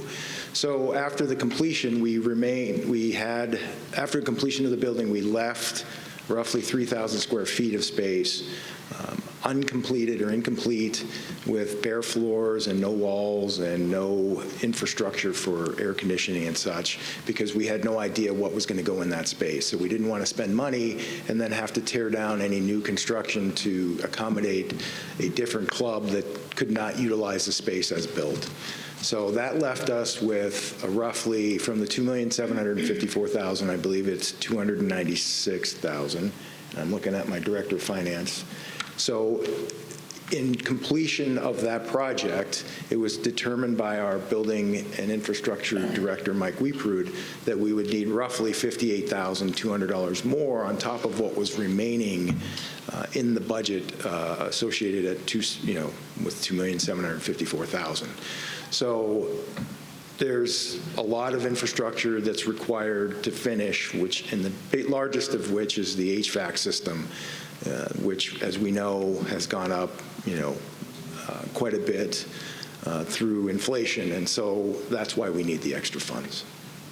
So if I could just follow up with a question there. So the sum total of what's still available in that original PIF is under $300,000. Is that correct? That's correct. And you're estimating that to finish this space will require $360 or something along those lines? That's correct, yes. Okay. And you said the large driver of that is air conditioning. Are you talking about air conditioning just for the quilters, or are you talking about air conditioning for the entire building? Just for that space. So in other words, we're preferring air conditioning for the quilters over air conditioning for the Vintage Car Club. That's not. No, that's not true, because. Well, it's a trade-off, though. They're both asking, and we're saying yes to one and no to the other, correct? So the Vintage Car Club has been completed, and the agreement with the club at the time, because they wanted additional doors to accommodate RVs, would not be sufficient, or we couldn't provide HVAC sufficient to cover that facility. So that decision is already made. The decision to cover this space, which is a normal space with 10-foot ceilings, is something that HVAC was always planned on being a part of that part. Okay, so let me just ask, because I feel like there's been an awful lot of contesting of this statement. If I were to ask somebody from the Vintage Car Club to come in, would they agree with your assessment that it was their decision to change the doors and it was their decision? Madam President, what is the relevance of any of that? The issue here is whether or not we should spend $60,000. I have a question. My question is, didn't this space for the quilters, well, whatever that space was for, we didn't know what it was for at the time. Didn't it presume that there would be HVAC in that space? Why are we now needing the exact same amount in air conditioning for that space that we seem to have available after the Lakes East and West project? And by the way, that project was delayed at Grand Avenue. That last room probably should have been completed before the contractor moved on to Lakes East-West. So I'm not really sure why now we're asking for $58,000 for HVAC. I'm only concerned about the $58,000 for the HVAC. It's not just for HVAC. It's just I'm addressing the fact that it's more than the 200 or roughly 300,000 that we have left, and a large driver is the increased cost in HVAC. We never completed that space because we just didn't know what was going to be in there, and we didn't want to spend money and then have to redo that space. Understood. Okay. Understood. Okay. I mean, $58,000, I guess what I would be looking for would be maybe a little more of a breakdown, because you had the monies you intended to use to complete the project, and now you're wanting more monies to complete the project. That's all I'm saying. Well, whatever was left because what we completed cost $300,000 less than $2,754,000 at the time. Right. So I'm not sure I understand the question. So you had that much money left. So are you saying that when you got to the end in this last room, there really wasn't enough left to finish that room, that maybe more monies were expended on other parts of the Grand Avenue project that left you a shortfall. Is that what you're saying? What I'm saying is that we didn't know what was going into that space, so we didn't have a budget for exactly what was required to finish that space. So until we knew that, we could not do the final detailed design of what was going in there. Now that we have the detailed design, knowing what is going in there, we know exactly what the budget is. Okay. Any further discussion? Okay, the motion before you is to use $60,000 in PIF monies from the Lakes Maintenance and Grounds Project to complete Grand 2 building space. Secretary Lineski, will you please take the roll call vote? Yes, Director Wilson. Yes. Director Collins. Yes. Director Fimmel. Yes. Director McAdam. No. Treasurer Akins. Yes. Vice President Agi. Yes. Director Nowakowski. Yes. Secretary, I vote yes. President Lair. Yes. 8-1 in favor. With 8 in favor, 1 opposed, the motion passes. Okay, because we are running so late, oh, you have something to, I'm getting right to the announcements. So I just have a question with that. We need another round of approvals for that. We need a second approval for that? I'm just clarifying. Because if we do, I would ask that we waive that so that we could start work on. It is the first reading. It is the first reading. So you're requesting I'm that we requesting waive that the we- second yes. reading? Yes. Does someone wish to make a motion to waive the second reading? I move to waive the second reading. Second. Okay, motion to waive by Secretary Lineski, seconded by Fimmel, Kat Fimmel. Director Fimmel. Okay. Secretary Lineski, will you please Discussion? quickly? Yes? All right. So I really regret the desire to fast track this decision, especially because I feel like we should hear from our members, especially the members of the Vintage Car Club, how they feel about this and would perhaps be in a position to be able to convince some members of the board at least that this would not be a good proposal. Thank you. President Lair, Director Wilson. I would just like to comment that they had the chance to come today to do that. Thank you. Any other discussion? Hearing none, Secretary Lineski, will you please take the roll call vote? Director Wilson. Yes. Director Collins. Director Fimmel. Yes. Director McAdam. No. Treasurer Akins. Yes. Vice President Agi. Yes. Director Nowakowski. Yes. So I vote yes. President Lair. Yes. It's 7-2. 7 to In 2. favor. 7 in favor, to oppose, the motion. To waive second. To waive the second. Motion passes to waive the second reading. Get that right? You said opposed. Oh, I'm sorry. I don't know what I'm saying anymore. Okay. More? Are we ever going to end? Madam President, yes, thank you for letting me speak one more time, Board of Directors. So I just want to clarify that this board has decided not to pass the 2023 budget that has been submitted and recommended by the Finance and Budget Committee unanimously. I just want to make sure and clarify that and understand what, as management, our next steps are in terms of that budget. Is there some clarification? Is it a budget approved if we remove the assessment, or do we have no budget?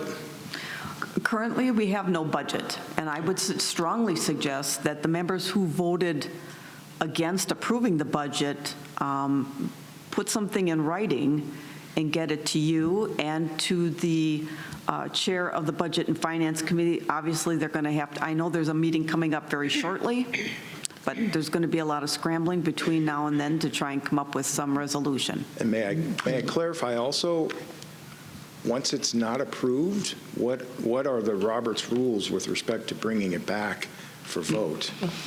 The no votes can bring it back. There can be a, yeah. I have a question. Can I ask for a revote? Am I allowed to? General Manager, give me a chance. You can't? Right, he can't, but a member can. Yes. Before we do that, I want to be very clear. the 525 was being raised to, was part of the motion in the budget.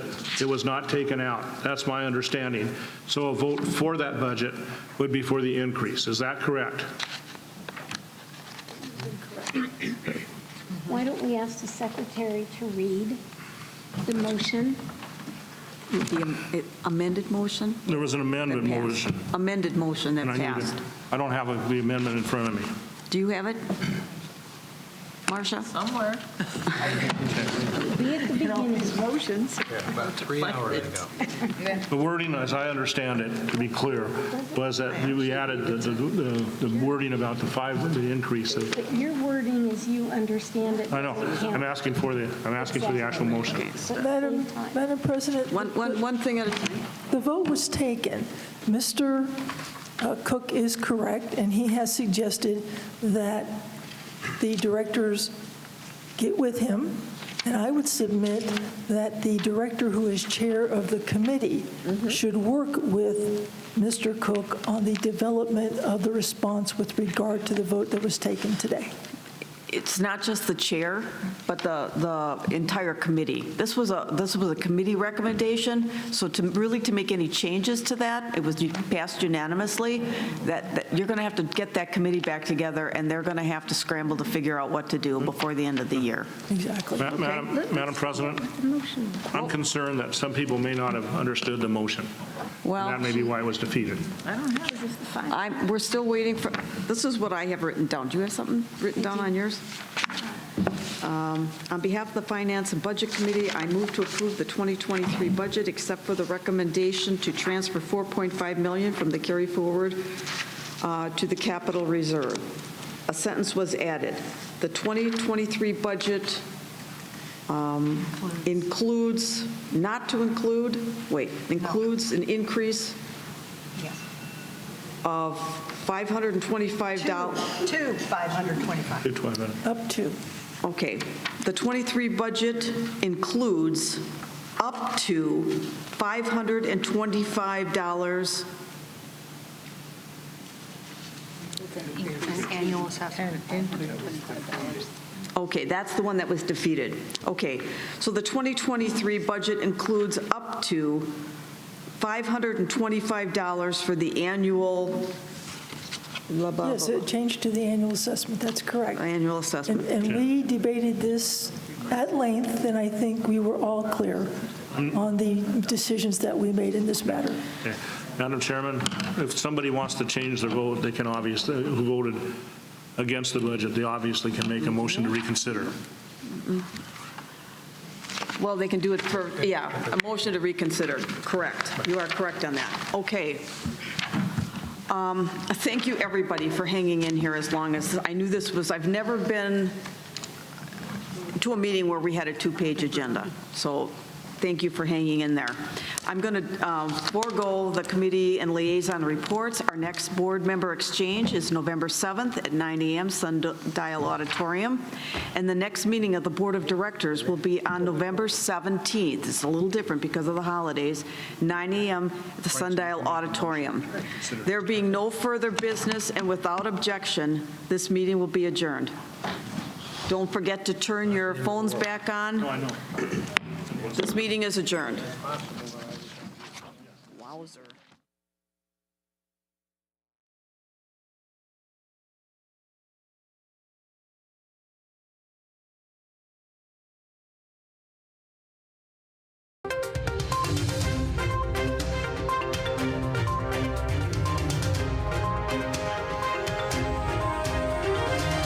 This is a copyrighted production of the Recreation Centers of Sun City Incorporated and is intended for the sole purpose of informing our Recreation Center members.